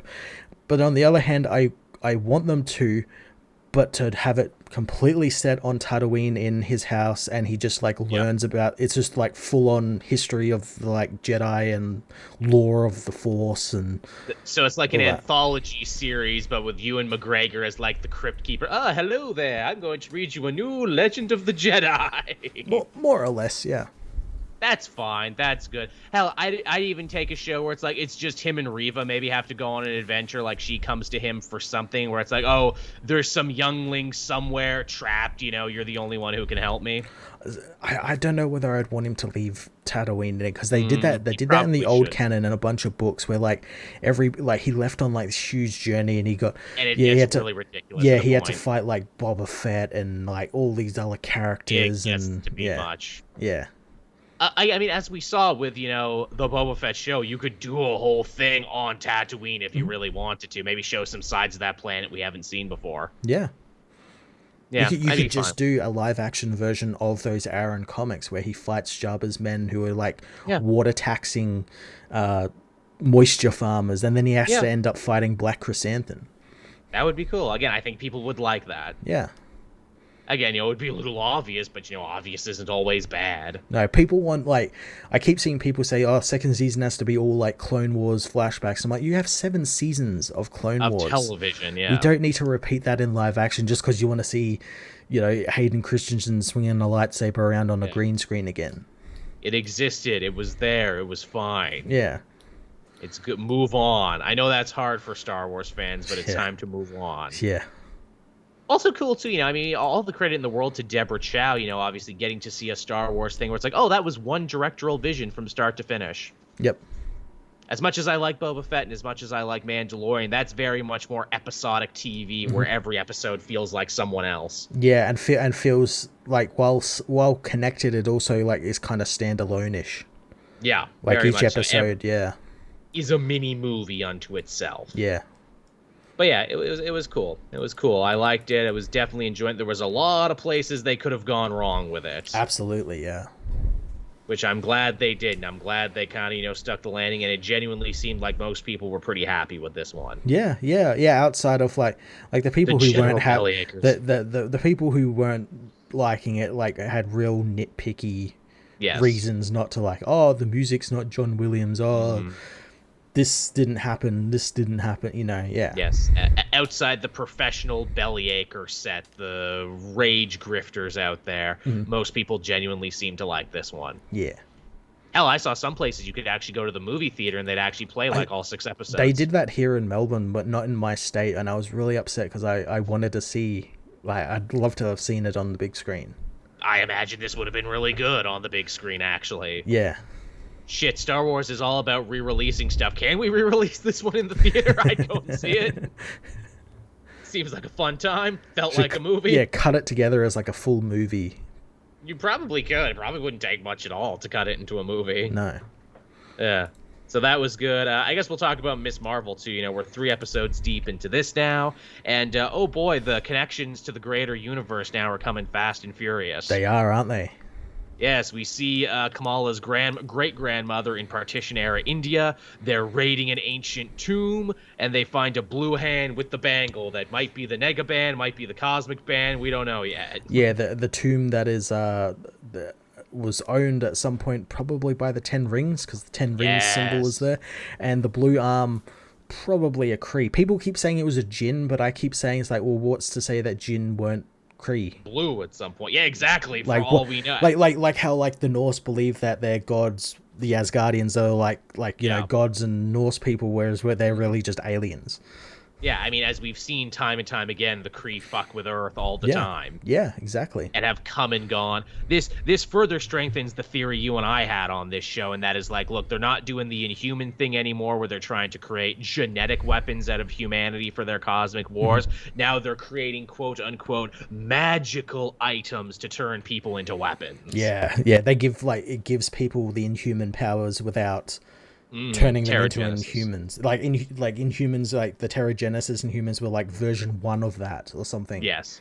Yeah. Which further strengthens the idea too that, you know, the 10 Rings, whatever those are, we know those came from space. The Nega Band or the Cosmic Band or whatever this is came from space. I'm guessing all these things are related now. Yeah, somehow. Yeah, they're all like different super weapons from like the Kree, Shia, all, you know, all of those people. Something like that. Yeah, that they like seeded them on Earth so people would fight each other. Yeah. You got to really talk about Ms.Marvel too. It's probably the most like TV show feeling Disney Plus show, where like everything else, you know, kind of felt like long movies at a point. This one is definitely like, this is a show. This is an episode with a beginning, middle, and end. Yeah. It definitely, it doesn't feel like all the other shows all felt like parts of like a movie. Yes. Whereas this is definitely like, oh yeah, this is, you know, serialized TV. This is a show, which is, you know, kind of what Ms.Marvel felt like in the book too. They really nailed the sequential media thing in that as well. This is the wedding episode. We see Kamala's brother Amir is getting married, which is funny because it took him fucking forever to get married in the book. He was as well, like this wedding as well. It felt like a real wedding. Like it didn't feel like a TV wedding, you know. No, yeah. And I like that they're in. Yeah, it was fun because it was like in like a hall, and there was like other people getting married as there as well. In other rooms, yeah. I thought that was incredibly fun there. Also, too, man, talk about good positive representation, where it's like, yeah, the Muslim face, something that is often demonized in news and in other stores. Here they are dancing and having fun. Doesn't this look like a fun party? Don't you wish you got invited to the fun party? Yeah, it looks great. Yeah, I wish I could have gone. We also, I guess, technically get introduced to our villains of the piece, the clandestines, but maybe not the clandestines from the books. They claim to be beings from another dimension who were exiled, and maybe they're jinns, but also maybe they're lying. Yeah, I again, that was also something where it's like, oh, they could easily be Inhumans, because they mentioned all these different names, and Inhuman could be one of those names. They just didn't mention it. They just didn't mention, because we've been called many things throughout history. Which, yeah, because in the books, she fought like a little crew of evil Inhumans. And also, like, Cameron was a bad guy there. He was working for Lash, I do believe. Mm-hmm. Who they were really trying to push as Inhuman Magneto. Here, though, he actually seems to be the, like, conflicted one of the group. Yeah. Also, Kamala's dad eats Hostess fruit pies, which I think is fucking hilarious when you remember the long... On the down low, yeah. On the down low. When you remember the long history of comic books with ads for Hostess fruit pies in the back. Yeah, he grew up reading those comic ads, so he knows what's good. Yeah, he likes the synthetic taste of them, yeah. Which is true. I mean, you know, it's kind of hard to beat. Real fruit just does not hit the same. Also, damage control being much more involved in this show than I thought they would be. Yeah, well, again, it kind of makes sense after like all the shit that Spider-Man put them through. They'd be like, okay, we got to crack down on these fucking teen superheroes. There's fucking too many of them. I like that they're using Stark's tech, like those drones. Yes. After seizing them and from No Way Home. Nice bit of connective tissue. These rowdy teens, we got to crack down on all these damn rowdy teens. Yeah, and it also brings in sort of the thing about like how the government just thinks they can just like stand up on these minority groups, like they just like march into the mosque and like so, okay, we're just gonna like look around, and they're like, no, you can't do that, this is like private property, you know, you need a warrant and all that. There's some very, you know, not so subtle socio-political commentary going on in the show where it's like, hey, not only is Ms. Marvel a hero, but she's a hero from, you know, a smaller, often demonized community, and the FBI and the intelligence agencies were already watching her mosque, already assuming that, you know, if, you know, one of those people got powers, they might have to worry. Yeah, I like her friend Nakia's little arc with her trying to become like get on the board of the mosque and everything, and she's like sort of taking charge of like dealing with these people that come into the mosque and everything. That was fun. Yeah, she was a big character in the comics, and the Ahmad is getting a lot to do too, because he was also a big part of the original G. Willow Wilson stories too. He was basically like Matt Murdock's priest. She would always be like going to him and asking for advice, and he would give like veiled advice where it's like, you know, this is for a superhero, but not really for a superhero. And he ends up being the one saying, with her great power comes great responsibility. Yeah. Good isn't something you are, it's something you do. Yeah, it's so good. Man, G. Will Wilson really fucking nailed that one in issue 1, and now it's been in every other Ms. Marvel thing. Yeah, I mean, if it's not broke, don't fix it. Absolutely. I mean, it's not every day someone like knocks out of the park their own. Their own with great power comes great responsibility. Yeah, and to do it like really simply as well, like simply put it. Totally. Chat saying they loved that Law and Order. Shout out, me too. Hey, how do you know that? Yeah, I just watch a lot of Law and Order reruns. But yeah, that's a lot of fun. I really don't know where the next episode is going to go, because the bad guys get rounded up by Damage Control. Yeah, well, I imagine they'll probably escape somehow, you know. I guess. Because they all seem super powered and everything, so they'll escape, and or maybe Kamala will like free them. Maybe, I don't know. Like try and reform them or something, because they were coming after her for her band. Yeah. Maybe she'll like try and get on their good side again or something. Well, it sounds like we're going to have an episode in Karachi, which sounds interesting. Yeah, she's going to go visit her grandmother and learn a bit more about the band. Maybe even get the second one. I guess so. Yeah, we're going to try and heal the decades worth of trauma between the women in this family, which is clearly a thing. That's kind of the backbone of this show. Yeah.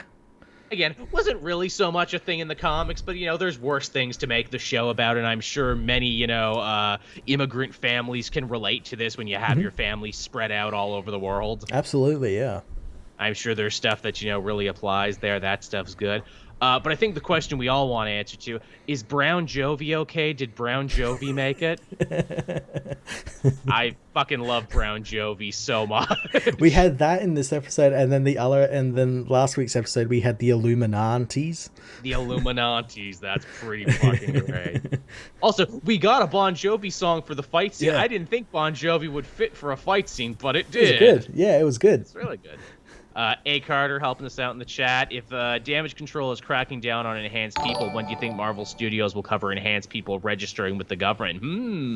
We'll do like a second hero registry, because it's kind of had that already.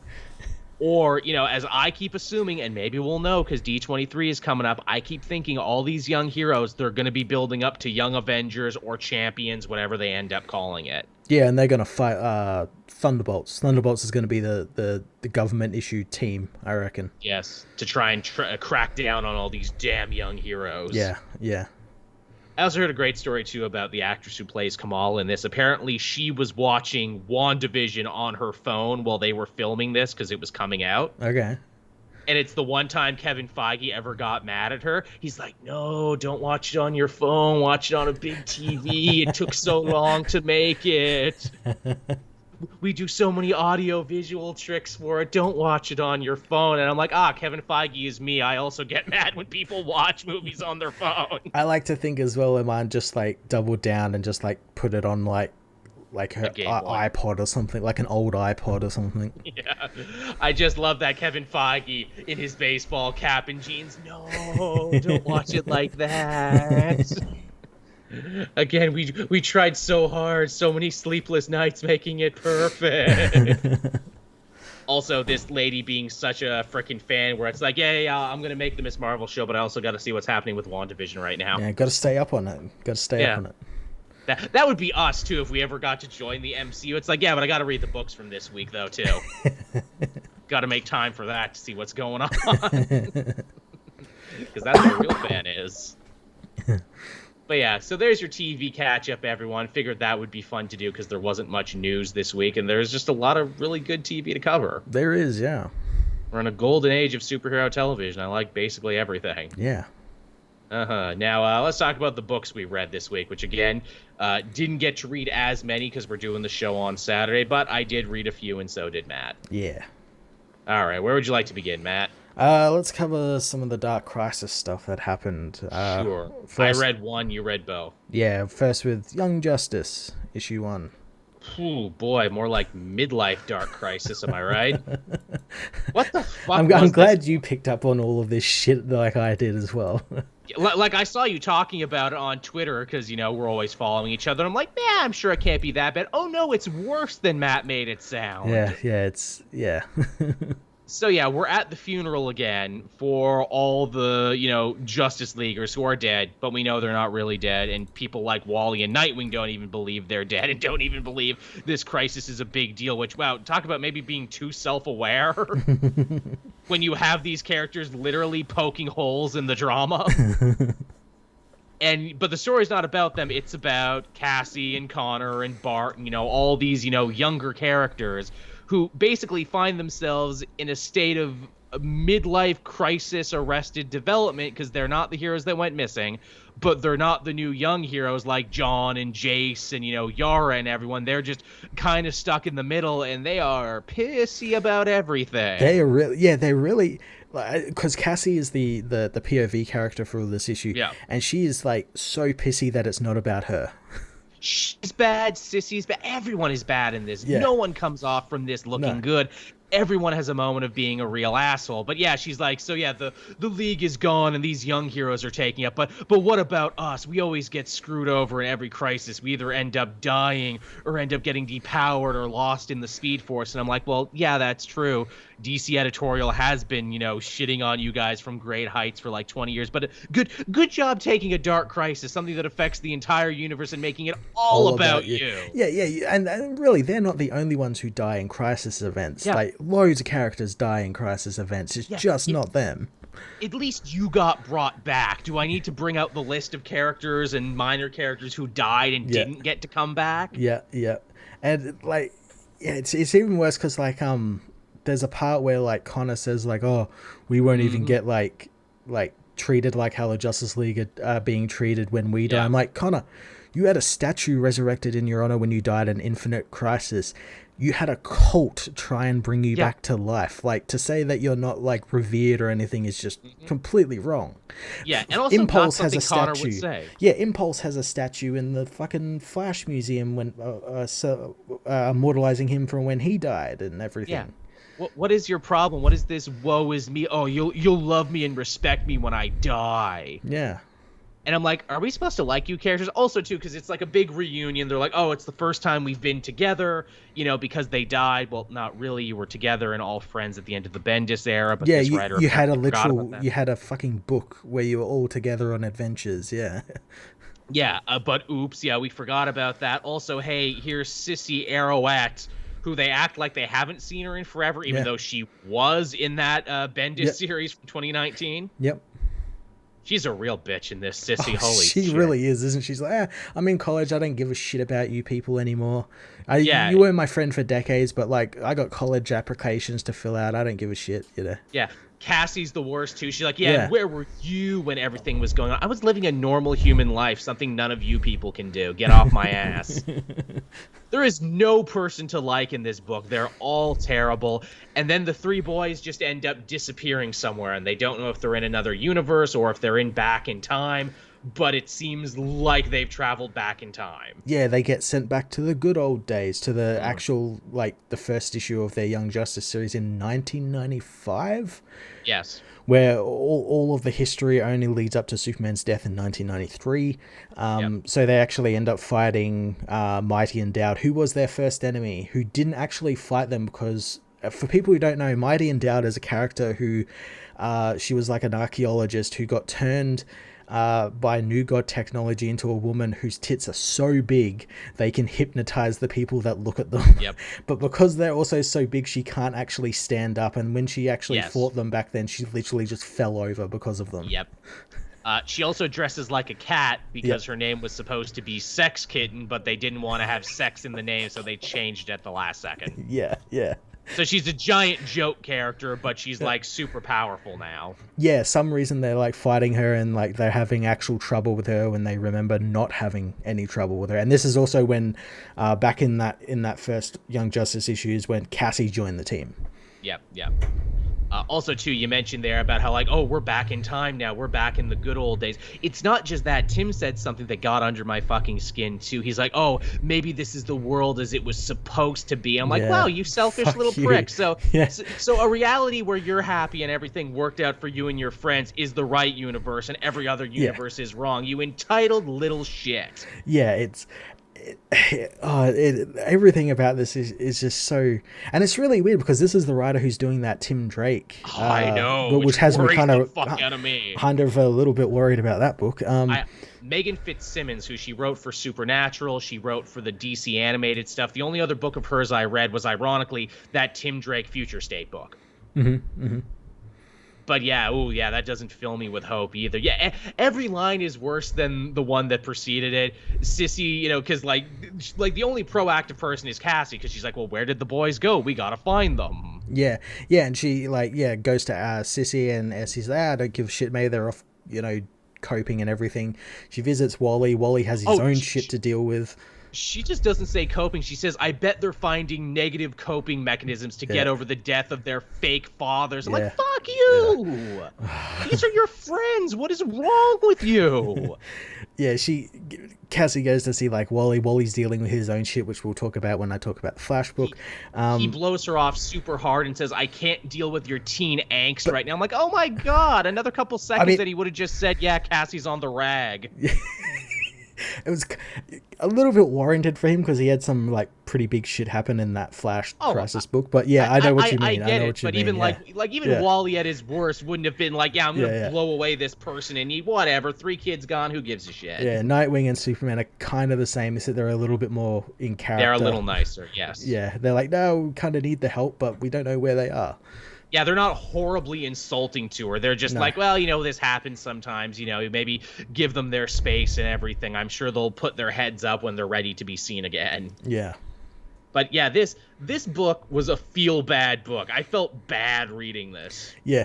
Now, the twist could be the darkness is like infecting them. That is my theory. But the thing is, you need to sort of signpost that, and there's nowhere in this issue that's signposted at all. No, hell, if you picked this up, you would even have no idea that anything was going on with the Great Darkness or what it works, because you just turn around and they're gone. Yeah. Yeah, I think someone said, like, oh, Dark Crisis is supposed to be a story about legacy. I know Joshua Williamson has said that numerous times, that it certainly feels like we're getting stories about the different generations in the DC universe and how they react to, the main superheroes being gone. But this was not the way to do it, to have the Young Justice team react to, again, like I said, middle age to being the middle children by being sour and pissy and abrasive. Yeah, being really, really pissy that they aren't getting the spotlight. And thing is, I said in my review, if this happened 15 years ago, like in the wake of Infinite Crisis, I could understand it. But this is happening 15 years too late. Again, they all seem incredibly petty, and it's also like, hey, kids, I hate to be the one to break this to you, but you were never front and center, even when you were front and center, because DC didn't give a shit about you, because they've never cared about their young characters. Yes, they are pushing their new younger characters, your Johns, your Yaras, your Aqua lads, and everything, but here's the thing. They're probably going to push them aside in a decade, too, for more young characters, and then they'll be the middle children, so also smile and shut the fuck up, basically. And some fans not getting that either, where it's like, yeah, I wish that was the world as it was too, where, it was just them all the time. Like, did you not hear me just say Tim was being, a little brat? Yeah, it's so obvious as well. It's insane. This is bad. I didn't like this, but I also can't wait for the next issue, because if this continues to be this kind of train wreck, then this will be the special kind of bad book we haven't had in a while. It's kind of a win-win, because it's going to be like what we said, it's going to be the darkness infecting them, it's going to tie in really well with this, and it's going to be them overcoming their this and everything, or it's going to be a train wreck, and it's just going to be amazing to watch unfold. Yeah. Or this is one woman just writing her Young Justice fan fiction. And I don't like to throw the word fan fiction around too often, because, I think it's lost all meaning online. And also, there's good fan fiction and bad fan fiction. It doesn't fucking matter. But this right now feels like a bad piece of fan fiction. It does. It feels like the writer didn't like anything what's been happening with these characters at all, and wants to but is putting too much of her own voice in these characters. It's not Cassie talking. It's it's the writer. Yes, which happens all the time to fanboys. It's just funny to see the fangirl equivalent of it. Yeah. Which in that way, it's almost fascinating because of that too, where it's like, Because another thing, people who are, who remember that Young Justice run a lot better than me pointed out, she makes a big point to say, and Cassie and Tim got together at some point and Connor didn't know. And the fans yeah, they did. And it wasn't a big deal after they did it. Why are you harping and picking and choosing that piece of canon? Yeah. When that happened, it was Connor was like, that's okay. It's understandable. I was dead. You moved on. And she seemed to really harp on that a little bit. Yeah. Yeah, that was really, I'm like, that feels like such a fan thing that you pulled out right there. That feels like something that really stuck in your craw. Yeah. So, and we've got 5 more issues of this, because this is a 6-issue tie-in, which really fucked me up, because I'm thinking, it'll be 1 or 2. No, it's 3 at most. It's a full fucking mini-series. Jesus Christ. So strap in. Fuck me running. Wow, that's going to be... Ooh, boy.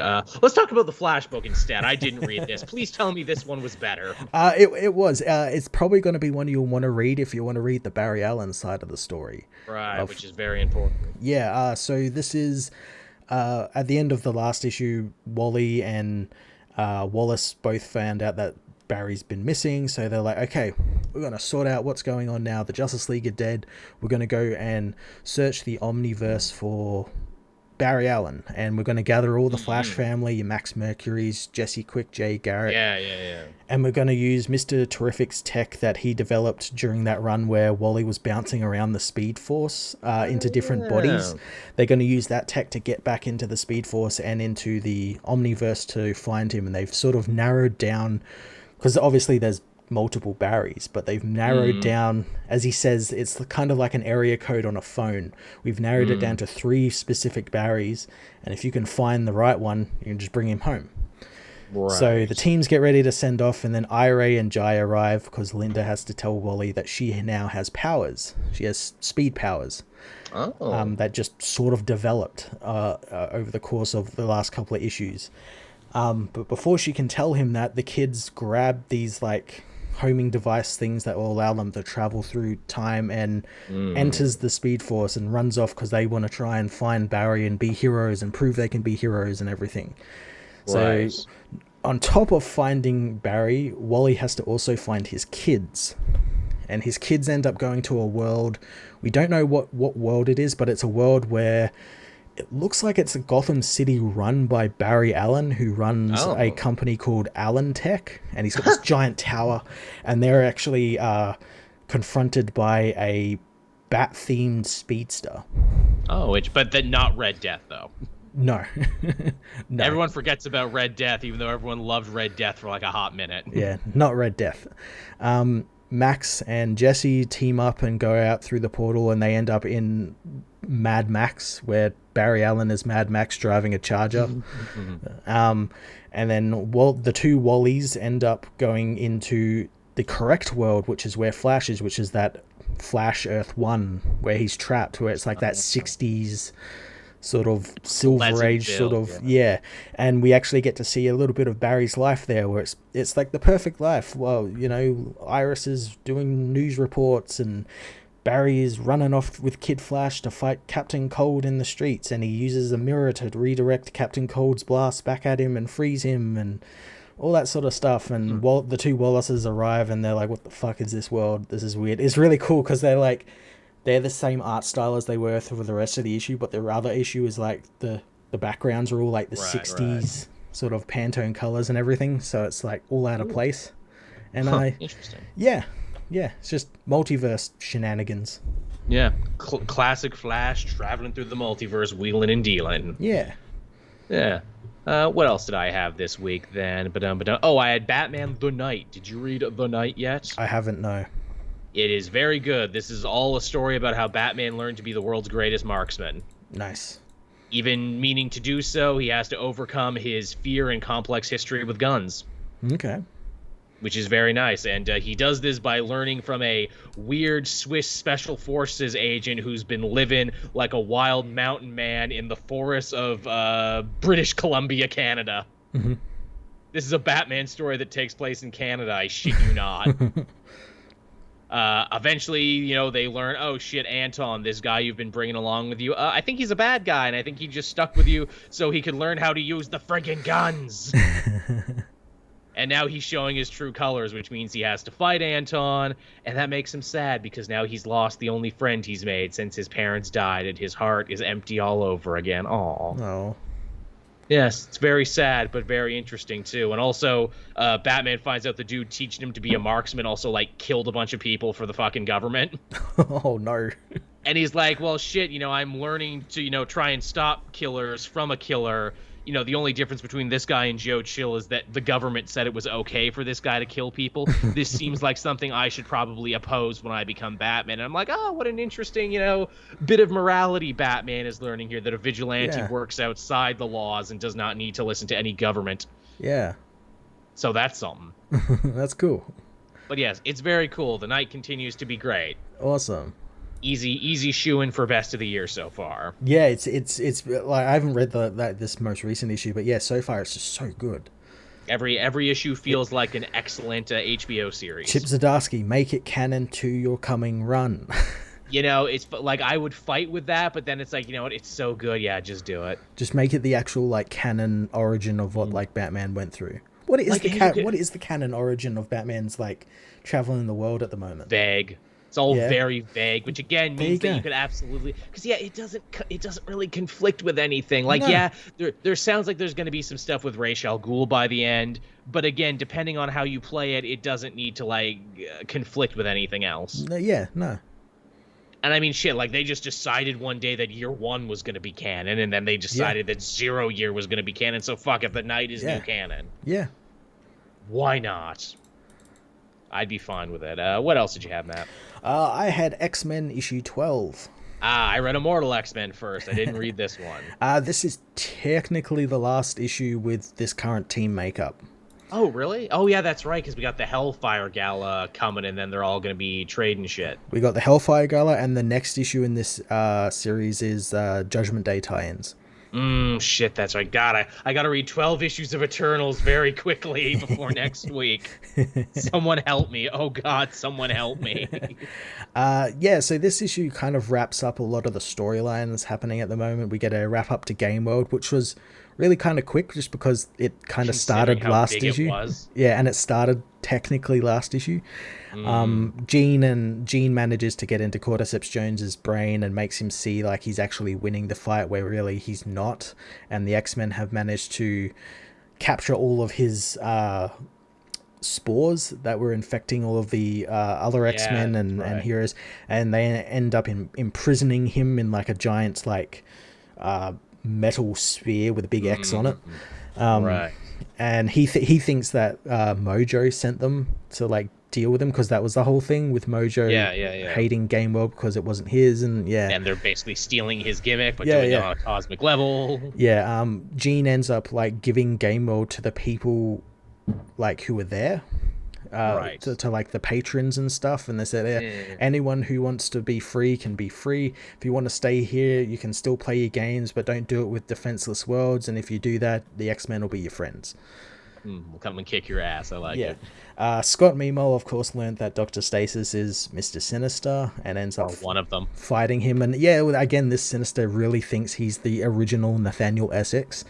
and he thinks the one on Krakoa is just a puppet, and an inferior puppet and everything. Interesting, because I know early on, I believe it was in Hawks and Pox, Sinister talked about, like, yeah, I didn't used to be a mutant. I exiled the human part of me. Are we thinking Dr. Stasis is the human part of Sinister? Yes, because he hates the mutants. He calls them a disease on Earth, and he wants to get rid of, he wants to excise the cancer, and he wishes they would just fuck off to Mars and out into space and leave Earth alone.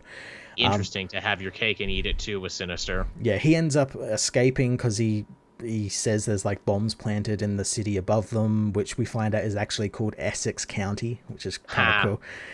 So Synch and Cyclops have to like deal with that and all that sort of stuff, and then they go and meet with Ben Urich, and they tell Ben that he had this story, and Psych wants to give Ben back his memories, and Ben doesn't want them. Ben's going to tell the story about the Immortal X-Men, but he doesn't want the memories now because he feels like it'll be Synch informing him of his decisions, and he wants to come at it with like fresh mind, quite literally. Interesting. And he basically ends up writing the same story anyway, about how the mutants have found the Holy Grail and humans can't drink from it. Yeah, and he knows that like people are not going to be happy about it, and and the X-Men are like, yeah, what else is new?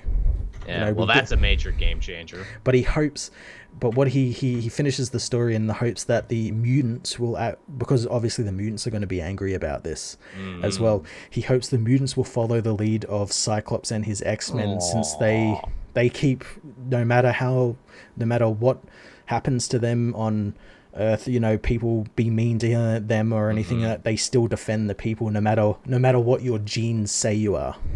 Oh, that's nice. And also a really good coming full circle for this story of why Cyclops wanted to leave Krakoa and reform the X-Men in New York. Yeah. As it ends, it ends with Cyclops, in the end, hopefully they'll realize that Cyclops was right.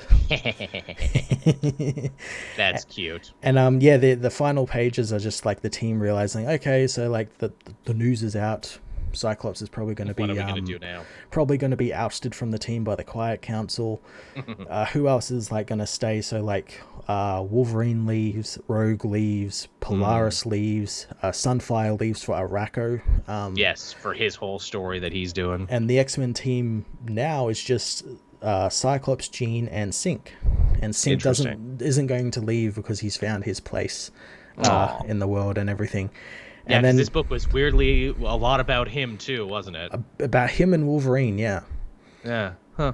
And Sinister managed to escape at the start of the issue, and he ends up going to Phobos and meeting with Fei Long and MODOK, who have teamed up, and they're planning on unleashing someone at the Hellfire Gala that's coming up, which is probably going to be that Moira MJ thing that was happening. Yeah.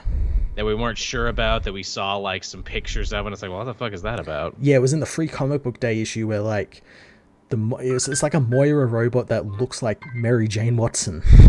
It's really fucking weird. It's really, really fucking weird. Yeah, I wonder how that's going to involve Spider-Man at some point. Are they building up to a Spider-Man X-Men crossover? Well, yes, I guess they are. There's a little cool, because one of the lore pages in this X-Men book is like the front page of the newspaper of Ben's story, and there's a little part down there where people theorize that Spider-Man is a mutant. Which I know they played with that idea even in the old cartoon. Yeah.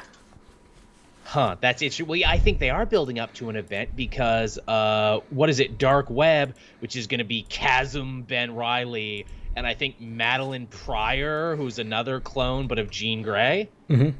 So, yeah, I think they might actually end up doing something with that. Yeah.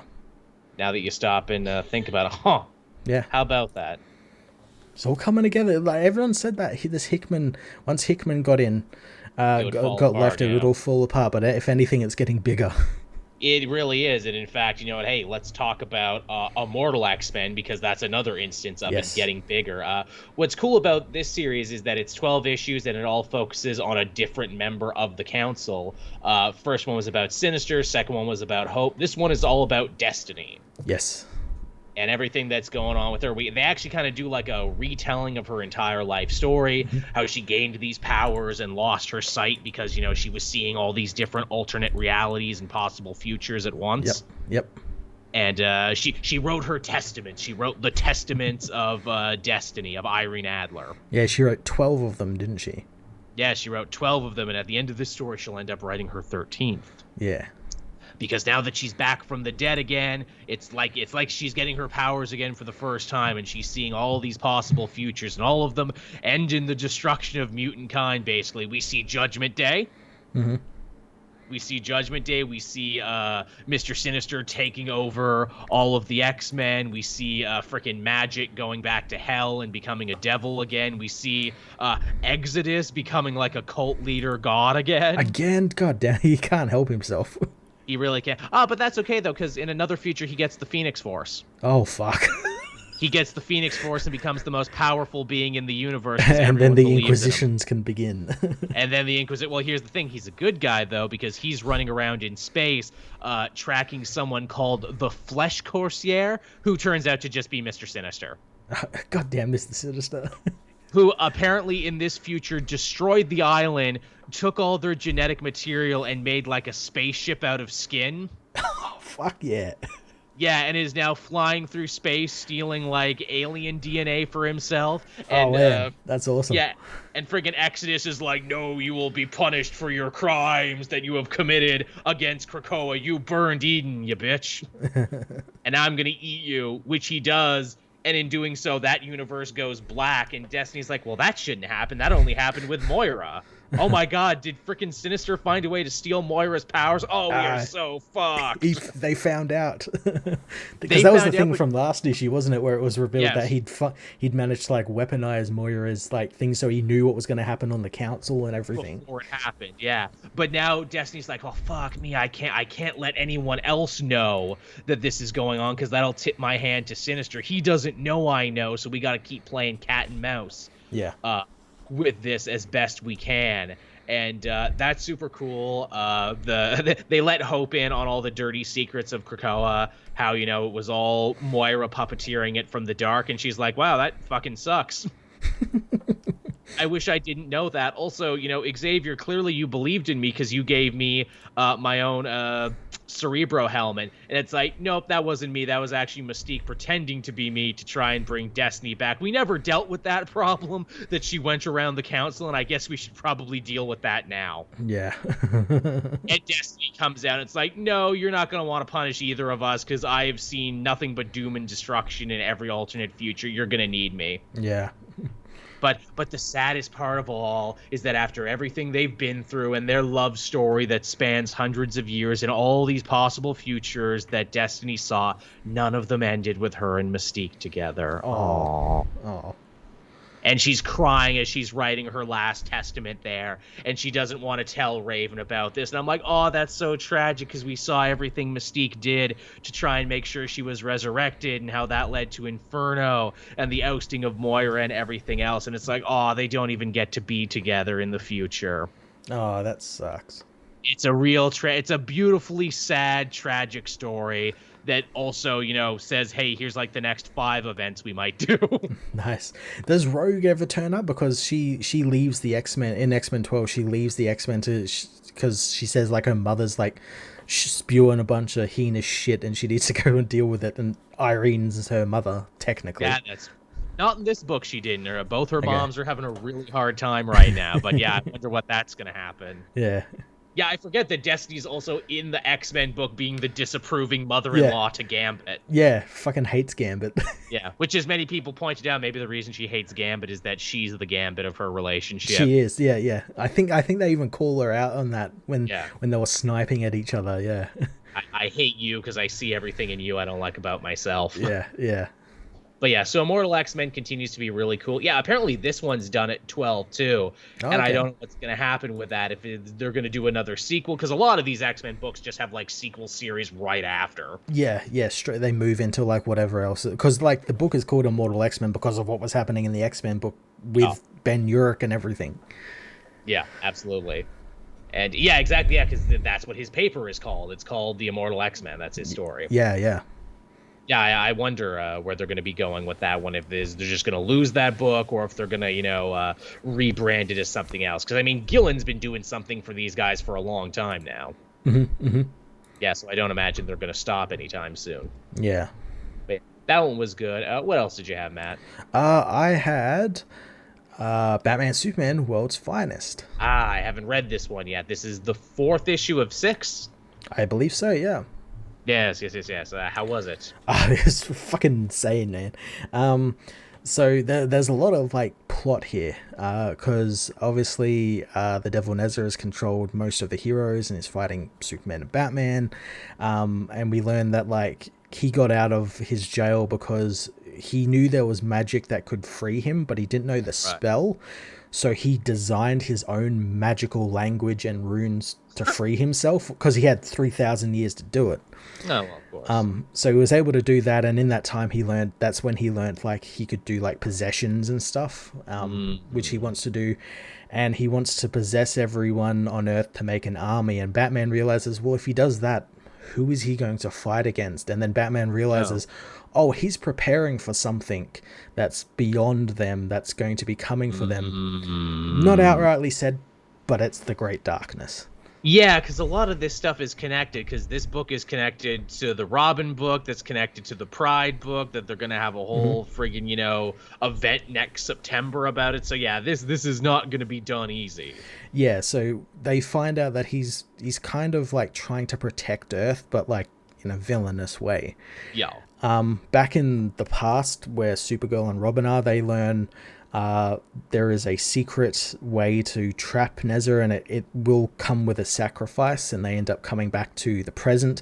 But during their time, during their trip through the time stream, something happens, and Supergirl says that someone is like actively messing with time while they're in the time stream, causing like a turbulence, and Dick ends up getting lost in the time stream.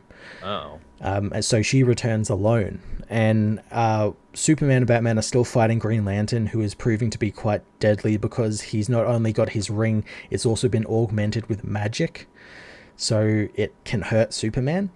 And Batman theorizes that, okay, so Hal's is the strongest will in all of the Earth and all the galaxy, basically, which is why he's able to use the ring. But it would have been corrupted because he's possessed. So if he and Superman combine their will, they can actually stop the ring from working for Hal and actually use it themselves, and they end up doing it. And because they combine their will, they end up turning into a fused version of themselves. Oh, is that the story behind the Bat Superman? Yes, yeah. It's called the Lantern Fusion Batman Superman. What anime shit is that? Yeah, again, they got the Patara earrings and they did the fusion dance. But yeah, they end up fusing together, and they end up fighting a bunch of other Justice League members, and because they're so powerful, they end up wiping the floor with them before taking it to Nezza, who needs to be taken to his tomb near Coulter and Motiz. They get him there, and the Supergirl arrives and beats the shit out of him, and then she reveals that to entomb Nezza, someone has to go in with him and seal the door from the inside. Who's it gonna be? Yeah, who's it gonna be? Should be Negative Man. Who's not in the... Yeah, it'll probably end up being a Doom Patrol member, actually. Because why else are they in the story? And they're the sort of people where it's like, yeah, I can seal him inside, and then I just Negative Man'd my way out. Yeah. Or he gets trapped in there, and they have to deal with that as a story, yeah. Yeah. Lots of places to go. Well, that sounds fun. I'm going to enjoy that when I finally get the chance to read it. It's really good. Yeah. Again, I actually like that they put a bit more story in there, because I was like, what's the Devil Nezza's plan? Or Nisha? Again, everyone pronounces it differently. Yeah, I'm glad they gave him that extra dimension a little bit, yeah. Yeah, because I thought it was like a little bland Saturday morning cartoon. Not that there's anything wrong with Saturday morning cartoons. I'm just saying I wanted a little extra to chew on, especially as it sounds like he's not going away at the end of this story, maybe. Well, I think maybe they'll end up entombing him, because that character in Shadow, or Mother, whatever her name is. Talia's mother. Talia's mother. Mother Soul. Mother Soul. She mentions Devil Nezza will return. Will return. Like, come out of his tomb. So I imagine he gets entombed. She did mention that. Yep. Yeah. Can't believe they're all connected like that. I know, right? Also, is that the reason Batman and Robin are going to be fighting in September? Is it because Devil Nisha got into Robin or something? Maybe he got into Batman. Yeah, maybe he got into Batman. Because he makes a point of saying, Neza makes a point of saying like he shouldn't have trusted, like, because he obviously infected all these other heroes first, and he makes a point of saying, like, I should have just come straight for you two first because you're giving me the biggest problem. So maybe that's it. Yeah, that makes sense. Yeah. As the chat saying, it's weird we haven't seen more Supergirl Nightwing team ups. It's true, right? Yeah. Well, in this series, because this takes place in the past, they kind of hate each other. Yeah, I know, which is very interesting that they both want to be like the ultimate sidekick. Yeah. They're both overachievers. Yeah. It's very funny. What else did I have this week? I had Black Adam #1 from Christopher Priest. I did as well. What'd you think of it? I thought it was fine. Yeah, I thought it was pretty interesting. Yeah, it's nothing really special, too. I kind of expected a lot more from Christopher Priest. I expected his take on Black Adam to be much more of a bastard than he ended up being. Yeah, he's kind of just like a spoiled child in this. Yeah, a little bit. He's just like a politician who feels like he can get away with whatever he wants. He pulls out his wallet to get out of trouble. I did think it's interesting that he has like a civilian mode, so he can be Theo Teth Adam instead of just being Black Adam all the time. A civilian mode, which really confused me to begin with, because I'm like, wait, like, why is his civilian mode like a young, like, brat? Yeah, like a young playboy. Yeah, because that doesn't fit in with the Adam character all that much. Yeah, he's usually always Mr. Strongman dictator who just rolls up and it's like, it's just the will of Adam. Yeah, I guess you could say this is him trying to adapt with the times. Yeah, trying to be more modern. I can't be a warrior king 24/7. Yeah. Which is fine. It's funny, too. I know you and I have joked in the past, whenever it comes to giving a cult character a new maxi series, there's always a couple directions they go with it where it's like, either they're losing their powers or they're dying or they need to train a new sidekick. And this book kind of does all three. Yeah. We do get a fun fight scene with Black Adam and Darkseid, which I thought was interesting because Adam wants to learn the truth of the cult of Darkseid. Yeah. And how, in my ancient times, I was known as, life itself, and you are anti-life, so we can never get together, which I'm like, is this them being like, sure, he might be a strongman dictator, but he's not as bad as the worst strongman dictator in the DC universe. These were the notes that The Rock gave us, yeah.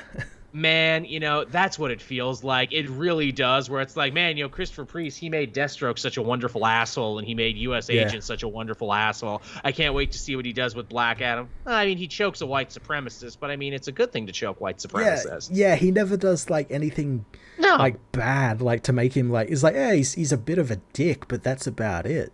Yeah, even when he's dealing with the UN, I half expect him to be like, ha, you do not scare Black Adam. I will, rain fire upon you and your firstborn sons. I'm going to money my way out of this. Yeah, that guy over there is Martian Manhunter.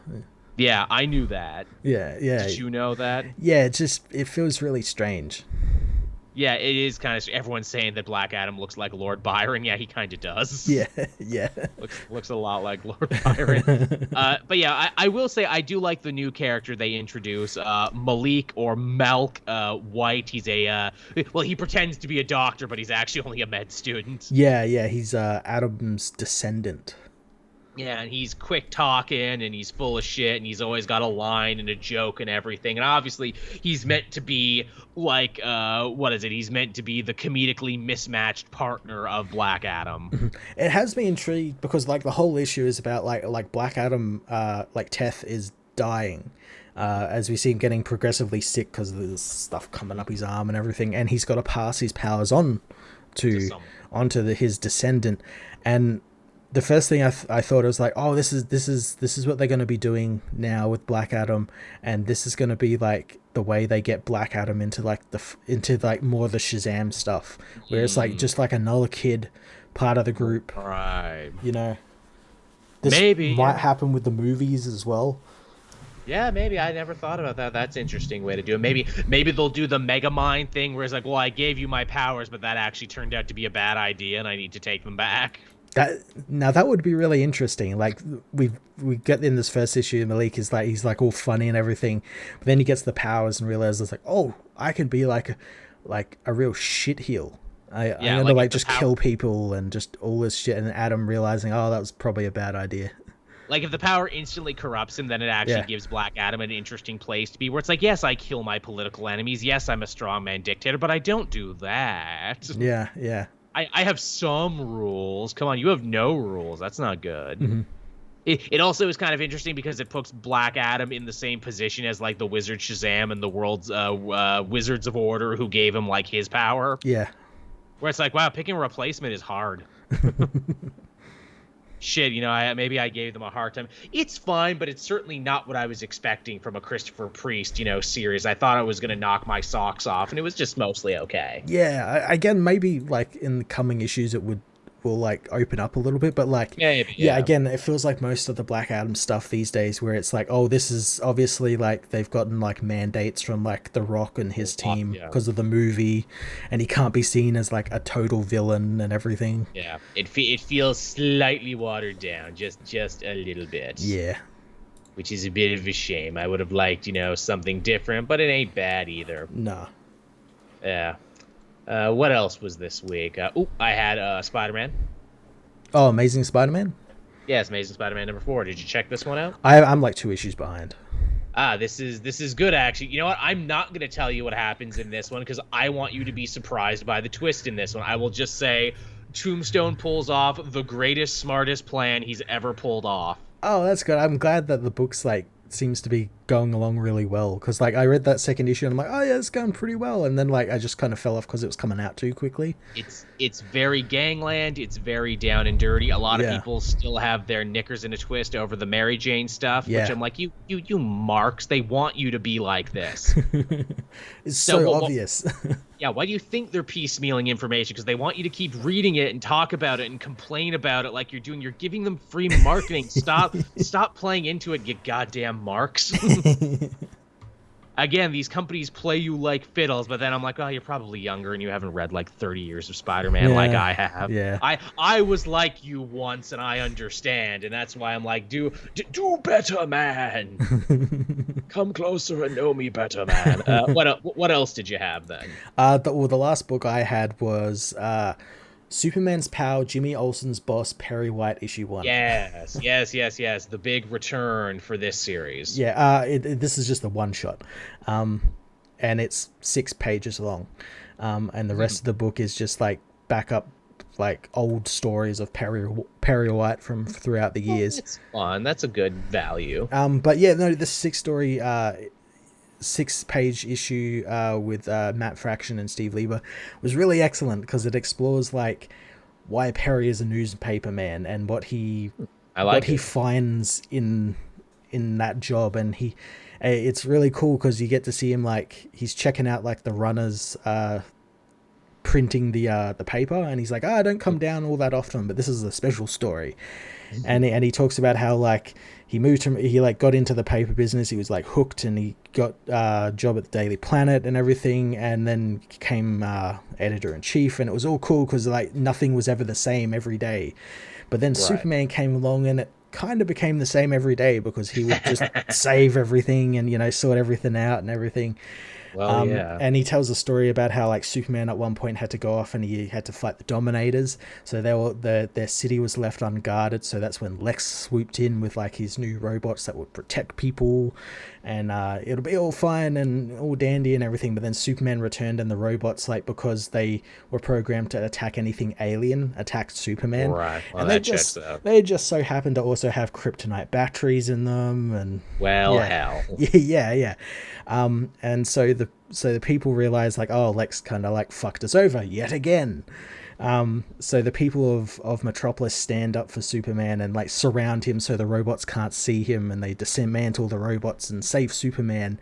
And it's a great bit of dialogue where like Perry says like, everyone's heard of the story of a man is bitten by a dog, and that's not news because that happens so often. But when a man bites a dog, that's news because it doesn't happen so often. And that's what the whole thing is about, because Metropolis saved Superman, something that does not happen all that often. And that's why he was down looking at the paper, because it's something he's very proud of, because doesn't happen all that often, but when it does, it's news, and it's good news.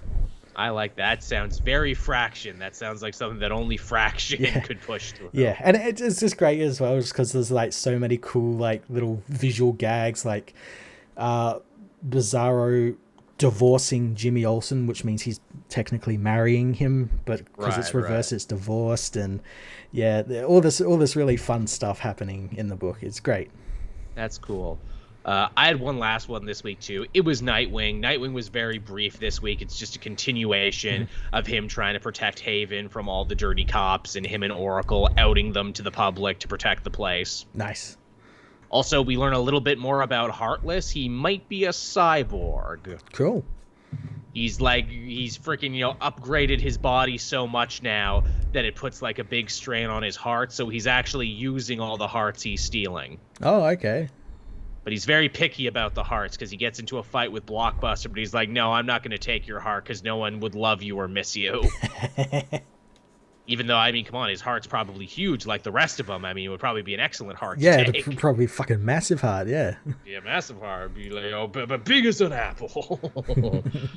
But yeah, it was good, brief, fun, not much else to talk about there. If you've been liking Nightwing, you're going to like this because it continues to build that story. Nice. Yeah, and that was it, everyone. I guess that's the show for this week. Man, this was a long one. It's almost midnight here on my end. Yeah. That's what happens when we talked about TV shows in the middle. Yeah. So thank you, everyone, for hanging out with us, for chatting and listening. Thank you, everyone, for the super chats. As always, they really help us. Keep the lights on, keep, everything rolling smoothly and everything. Thanks to the patrons who will get to listen to this first before anyone else for as little as $1 a month. We try and get the video and audio version to you as soon as we can for your reviewing purposes. Obviously, the show is Saturday, which means you'll probably have more time to enjoy it because, sometimes when it's Sunday, we're under the gun. Yeah. To get it done. Again, we're just trying out Saturday now because it's more conducive to our schedules. If it changes, I will be sure to let everyone know, though. Yeah, I think it'll be on Saturday for a little bit for now on, but yeah.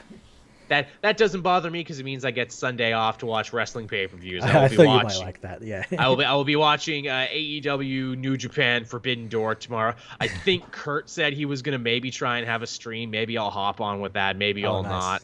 Nice. We'll see about that. But yeah, thank you, everyone, for hanging out with us. We hope you enjoyed the show. We brought you a hell of a lot of show this week, and we'll be back again next week. See you, everyone. All right, everyone. Bye-bye.